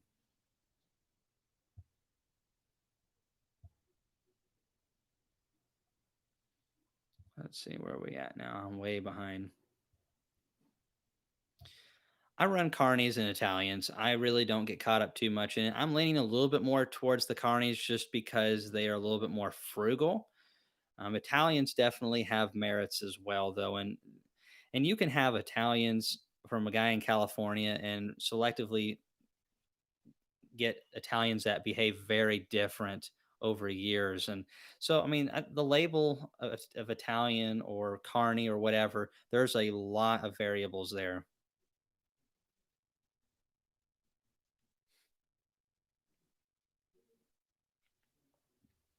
And primarily it's just finding an Italian or a Carney or whatever that works good for you. That's why I'm a big proponent of raising your own queens. Yeah, I love raising my own queens, Brandon. I just really think that the three keys to successful beekeeping are great queens, dead mites, and good nutrition. When you're purchasing bees from somebody else, unless you trust them and they do a good job, then you are at risk of getting a percentage. And what typically is my experience is a pretty high percentage of poor queens, and then that's an issue. When I raise my own queens, do I get some poor queens? Sometimes it does happen. The percentages are much lower. And do you think I'm going to stick a poor queen into a big hive and leave her there? No, I'm going to requeen her as soon as possible since I have the means to do so. It takes a little while, but man, I think raising queens after killing mites is the next best thing to helping sustain a good operation. Oh, weird. You sure you didn't hit a setting or something? Okay. So Stan, what if you notice with the algae patty? 1 second.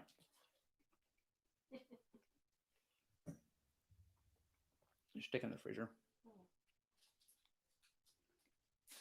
Gotta loosen up my voice. All this talking. So the algae patty, drum roll. Da-da-da-da.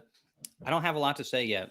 The small hive beetle resistance is good, better than I expected.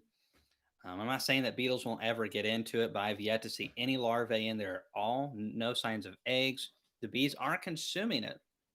You know, I am not convinced that it's translating into just lots and lots of brood. Um, but I've only had it in there for a handful of weeks.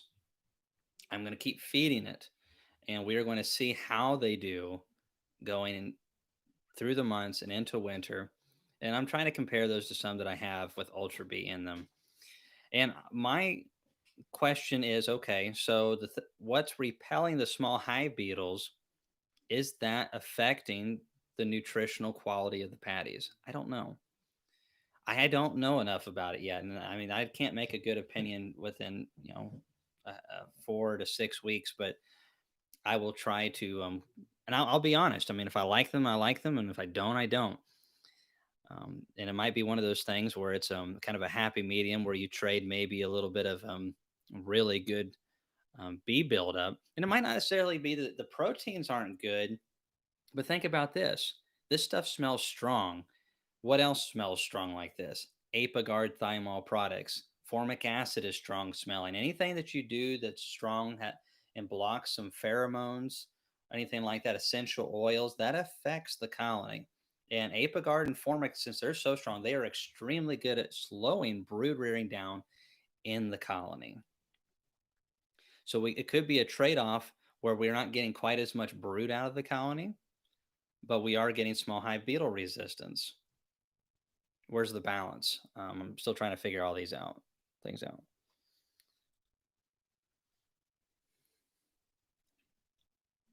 Let's see. Let's see.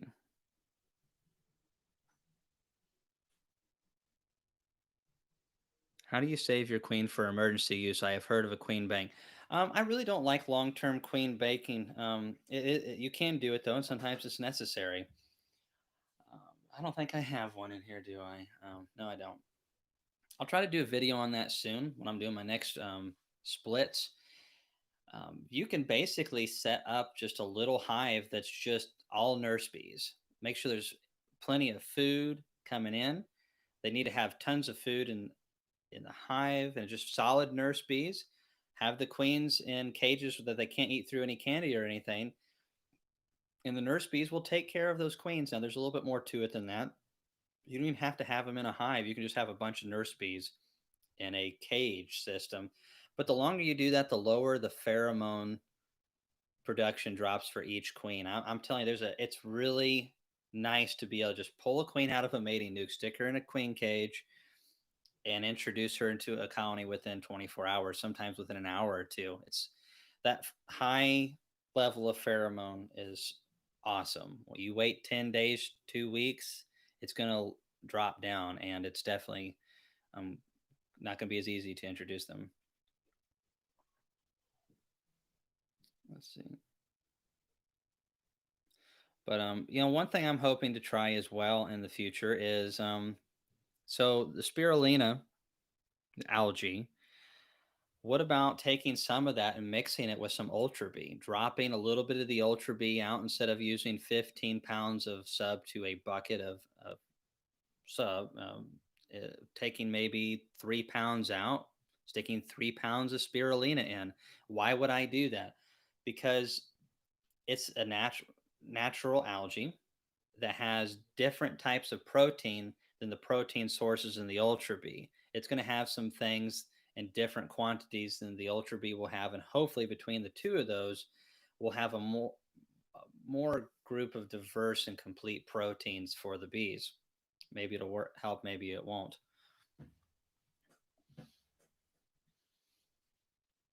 Let's see. I have some screen bottom boards, and I just don't.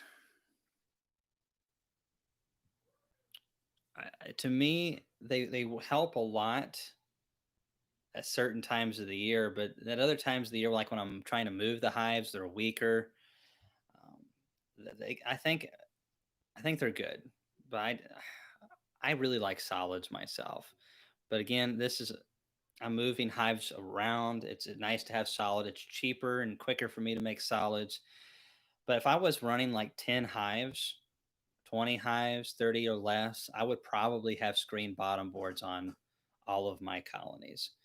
Just I would want to have a solid insert if it's not like extremely hot weather. I would want to have a solid insert on that screen bottom board. That way you kind of have the best of both worlds.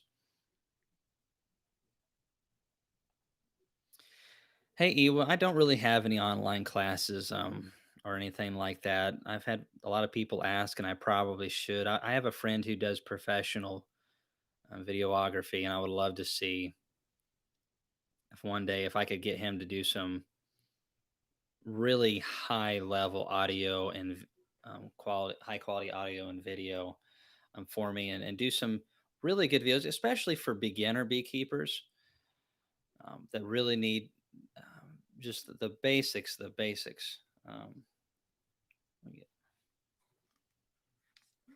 Nothing. Yeah, I like the app of my Hive. I didn't know what I was going to get. You never know when you try something new how it's going to work. Um, but one of the things that I have tried this year that I have been really pleased is the Apamai. I really thought keep calling it the apame. It's the apame. I don't. I know people call it that. I'm calling it the apame, whether nobody else does or not. I like the way that sounds. The apame hive. We say everything else different here in Tennessee, anyways. I think it's done a great job. The feeders do really well. My favorite part of it is the pollen trap. I really like that. Um, but overall, the only thing I so far have not liked about it that much is the plastic frames. It's not that they're bad. It's not that they don't work. I hate plastic frames though. They slip and they slide. But you can use wooden frames in it. You can also stack wooden supers on top of it. This is one of the main experiments that we're saving the money up from. Yes, I am enjoying the poly hive as well, Keeper O one. It just doesn't have all the gadgets like the divider boards that are cool, the pollen trays, the mite trays, all the other stuff. It has a screen bottom in it, so you can pull out all the trays and get your ventilation. It has ventilation up top, multiple entrances. It is the Swiss Army knife of beehives. It's insulated as well, so the bearding is not as bad. It was between that and the screened bottom. That's one of the main things I want to see with our test. Is I really am hoping to have at least half the hives with an insulated hive. If I had half of them with insulated either poly or apame hives, then I really feel like I could do more experiments and really get a good picture of how crucial insulation is. Even in a place like Tennessee, is it less stress on my bees in summer to where they're not burning through their resources as much, helping the bees live a little bit longer? I don't know. Where's the research? I don't know. I mean, we should have PhDs doing that. They're too busy doing CCD research because that's where all the money's at, even though all the millions that they've hit on CCD, I have not seen anything from that has helped me become a better beekeeper. I'm sure there's a few obscure things that we've been able to learn more about. I know that there is, but ultimately, some of the best information we've got is from a guy that wasn't even a PhD yet that figured out that the mites are feeding on the adult bees and they're feeding on the fat, not the blood. So we need to do some beekeepers need to sometimes just take care of their own business. We definitely need scientists, but there's got to be a balance there. And then the scientists obviously have to use beehives to figure stuff out. Yeah, Dan. See, I really think that finding out how much less they're consuming of that honey going through winter or whatever. Honestly, if you start calculating up how expensive feeding syrup is or how much honey is worth, an insulated hive, if it is as effective as what some people have told me from other countries, then it might pay for itself in the first season or two. I actually am probably going to be selling some of the bee boxes that I make and some that I don't make as well that I have from Man Lake. I'm gonna if everything still goes on, I'm gonna be speaking in Cookeville, Tennessee in October, and I'll let you all know if that still goes on. I totally believe it should, but it might not. And I will be selling some wax dipped equipment there this year. So people that are wanting to get some wax dip boxes, this might be the chance. And you'll get to meet Laurel too, which is the best part.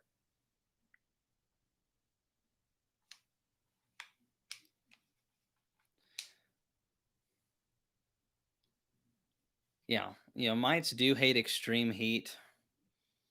But also the problem with that Keeper Row one is that queens at 106 degrees Fahrenheit after a handful of minutes start losing sperm viability. So that could be part of some problems that we're having too. So around 106 degrees Fahrenheit, we start losing sperm viability. And for those of you who want to learn more about that, there's another YouTube channel called Inside the Hive TV. It's scientists that are putting out information. It's a little bit more of the sciency graphs and figures and stuff like that, but at the same time, it's very important information. I really enjoy listening to that. Hey, Karen, thanks for coming on tonight. Yeah, Man Lake. A lot of people have complained about Man Lake, and the coronavirus stuff has messed some things up as well. But they have bitten off more than they can chew. Acquired a chicken company, and that's the thing. They bought out a full chicken company. They bought out Kelly's. They can't handle their stuff. I have had good results with Kelly's this year, but there has been some things I haven't been able to get a hold of, and I just you can't get it. And beekeeping, if you really want to be able to get your stuff and know that you're going to get it, honestly, you should order before March. Definitely before the end of March, because once things start getting busy, hot and heavy, everyone, their brother's buying last minute, and it's hard to get stuff, even in a good year. But Man Lake has not done a very good job this year.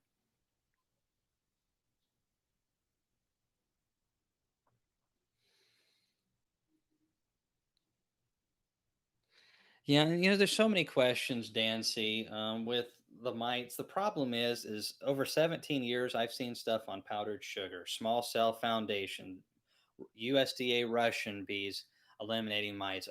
Screen bottom boards are helping chip down a percentage of varroa mites. This, and that. The problem is every time I've tried one of those things, I found that my bees die if I don't treat, and it's hard to get solid information that actually can bank. Okay, this works, and it works every time in this capacity, in this humidity, or in this temperature range.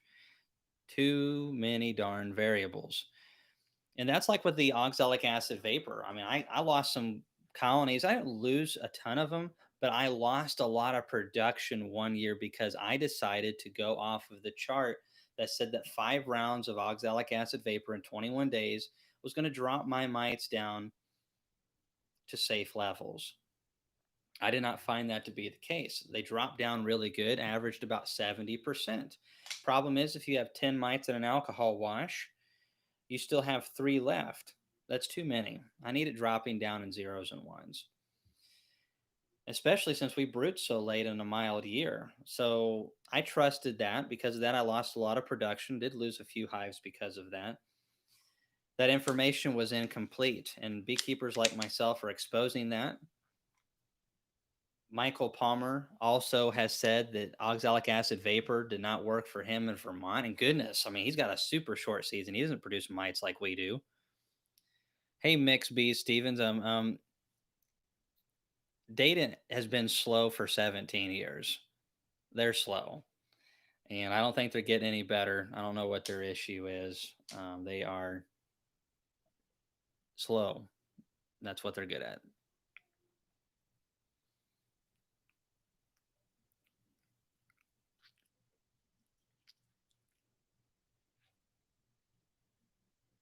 Yeah, and then there's people using oxalic acid foggers or other type of machines that are not even recommended to be used with oxalic acid vapor. So goodness, the variables are staggering, and that is why we've got to get so many more people involved in collecting data. I've got a friend in southern central Tennessee, and he runs a little under 20 hives, but I'm telling you, he has scales, he has sticky boards, he does mite washes, he does everything to get as much data on mites and bee health as possible.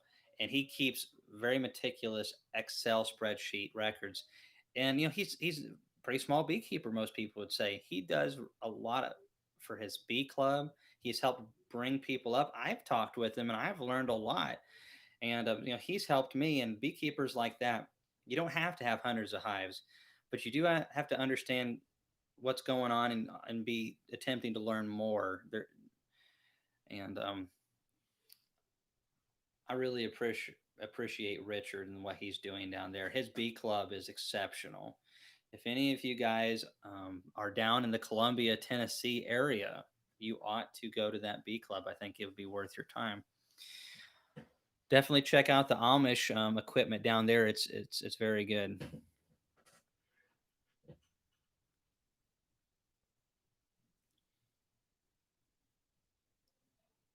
I harvested my honey last week, and after sitting in their jars for a week, the honey is darker at the bottom and lighter at the top. Do you know why? Unless it's just a weird shape of the jar, it's a little thicker, more honey at the bottom than the top. I don't know why it would be doing that. It's kind of weird. Unless you had one batch of honey that was darker and then you poured some light honey on top, that can happen, but usually over time it integrates with one another.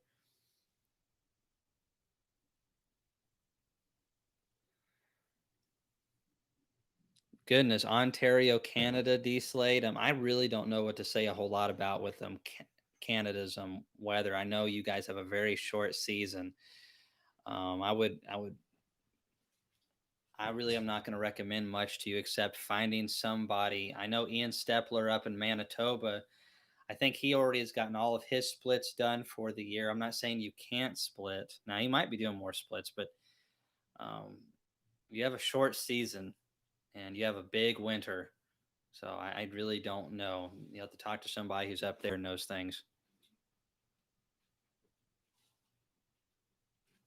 Jim Underwood, yeah, Richard is awesome. I tell you, yeah, he seems like a pretty chill guy when you meet him, but that guy's a rebel.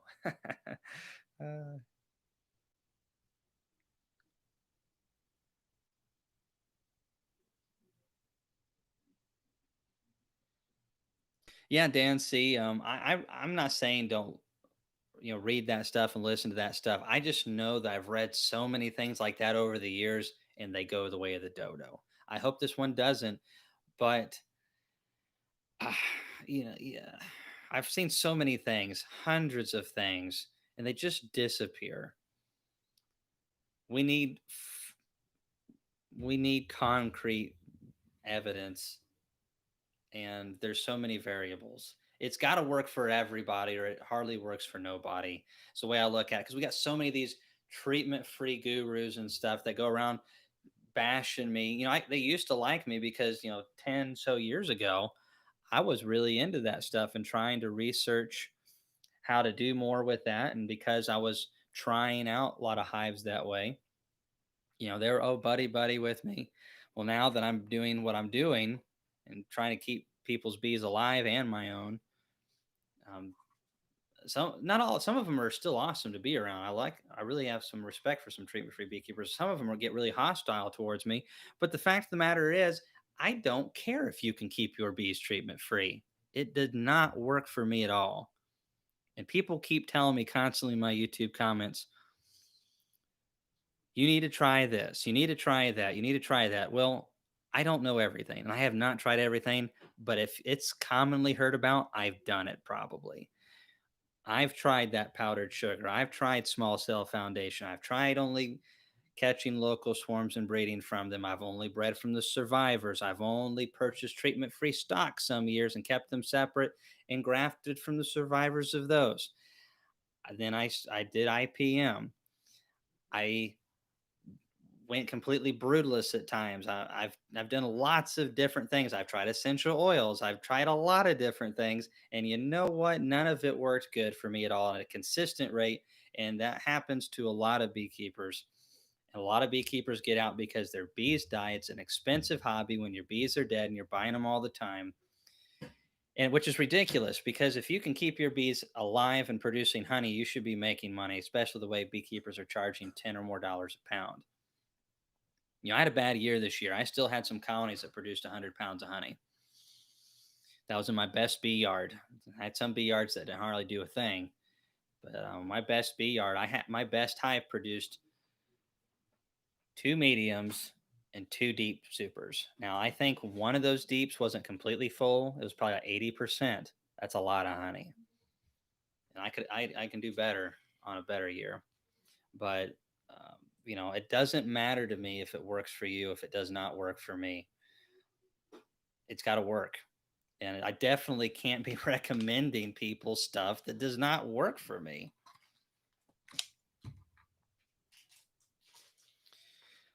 All right. So Yuri asked another incredibly hard question to answer that I've got an opinion on and some experience.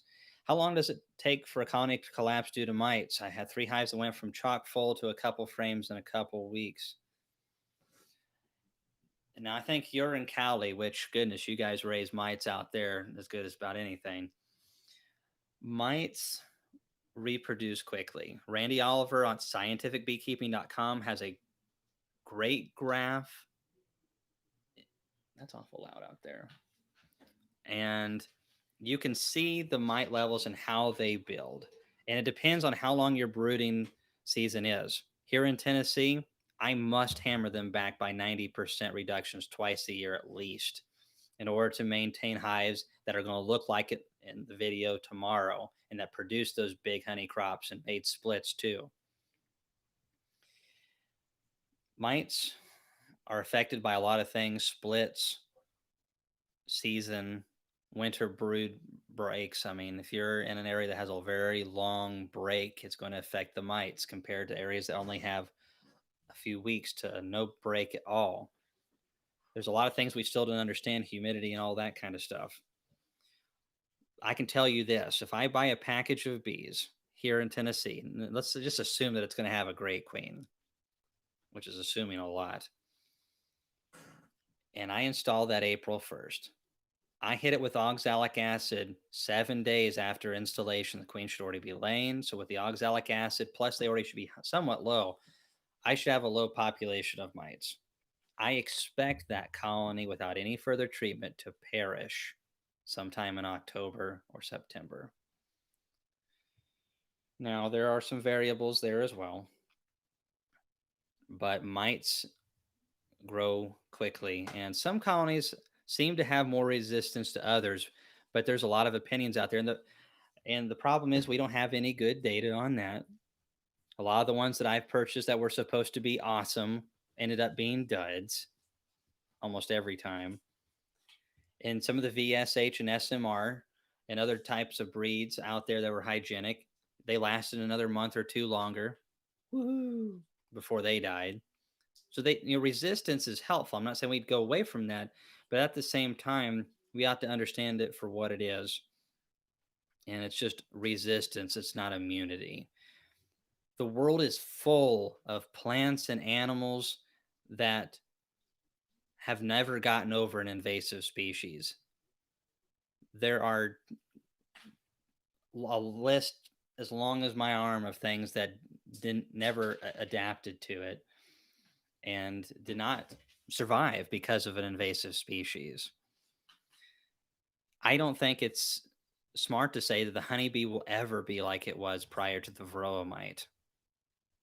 It's going to impact the colony. As long as varroa mites are in the hive, it is going to have some impact to the colonies.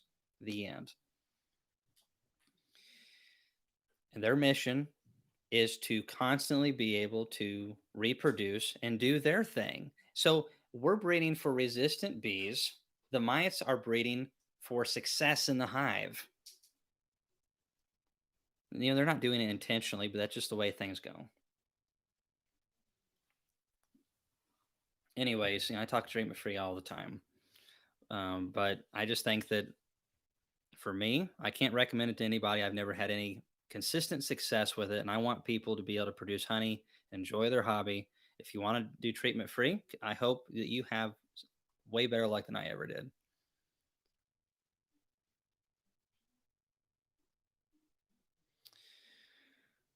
Whew. Yeah, Brandon Manderville. I'm fixing to need a few naps tomorrow. I'm going to take one tomorrow probably as well. Laurel says, me too. My dad took a nap today, like an hour and a half. Mom and dad were watching earlier. What's their name? Oh, they said it on PayPal. Okay. I was like, I didn't see that on here. Yeah, I mean, the problem is like viruses can mutate. Everything's changing. You look at apple trees, anyone that's kept apple trees, they have all kinds of bacterial diseases. They have fungus diseases. They have fungus problems. They have all kinds of different pests, invasive ones.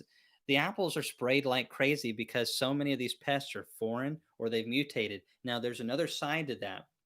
I do believe in breeding resistance. We're using a lot of apple trees that are genetically old because we graft. I mean, we're grafting off of stock that it's coming from the original tree from over 100 or so years ago. Some of them hundreds of years ago. It's very cool. But what do you think the fungus and bacteria and different things have been doing this whole time? They've been getting stronger. It's very normal for that to happen. So I think it is reasonable for us to breed bees that have resistance to mites. Immunity, I don't at this point think so. I just don't. We've got to do something to keep them in check. That is just life. I personally believe we live in a world that is, it's kind of like survival of the fittest. You either can or you can't. And if not, you're out. We technically don't need honeybees in this country. This country used to not have honeybees. We do need pollinators, though. I don't want the honeybee to go anywhere. It's a complex world we live in. I want to get off this soapbox.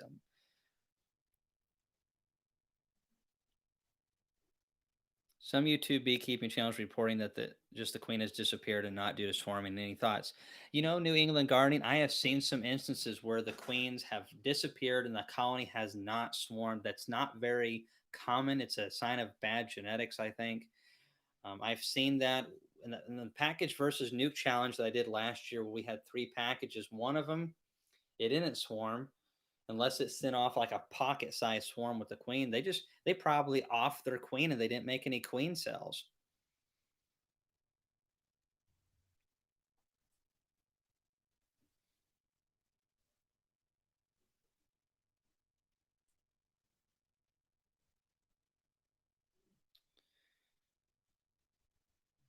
Yeah, Dancy, so talking about using pheromone traps, but the point is that we're still using something to combat these things.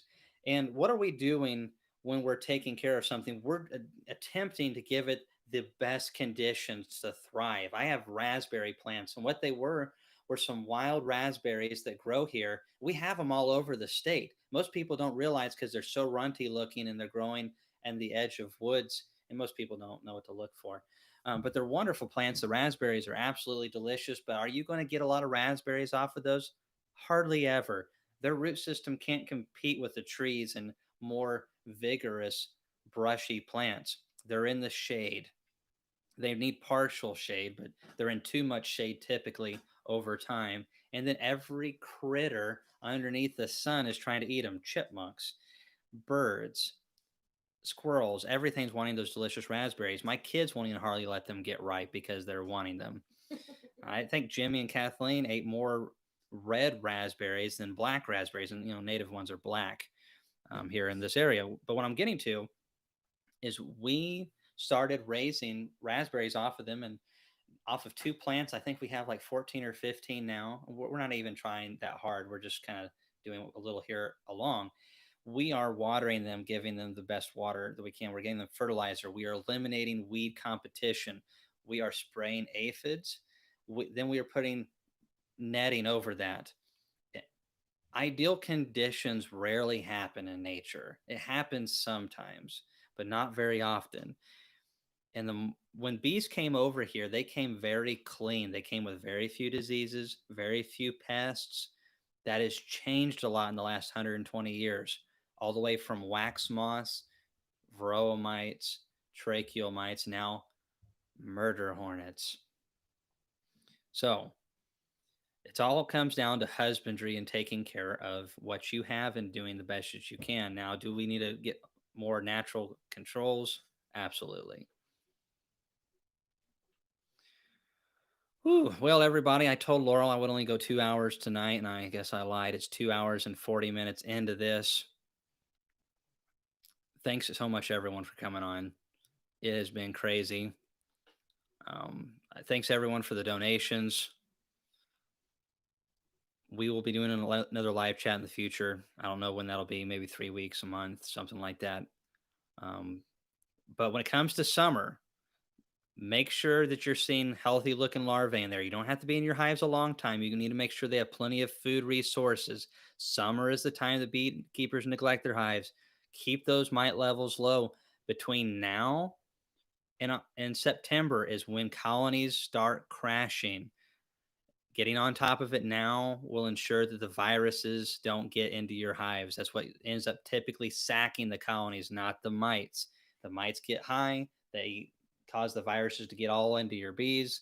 Viruses go viral, so to speak, and then your colonies will abscond. So don't let it get to that point. It doesn't take long. See what's going on in your hives. Take care of them. Give them those ideal conditions, and have some good, healthy colonies going into winter and all that stuff. Whew. 3:43, Trevor. I'm telling you guys, you guys and gals that are staying up to the early AM to watch this, it is very humbling, and I appreciate it very much for you coming on. I appreciate everybody, obviously, but that is just crazy. And you know, that kid in school that told me I never amount to be anything was wrong. I tell you, I can run my mouth. There we go. See you guys, and we will see you in tomorrow's video. It's gonna be cool.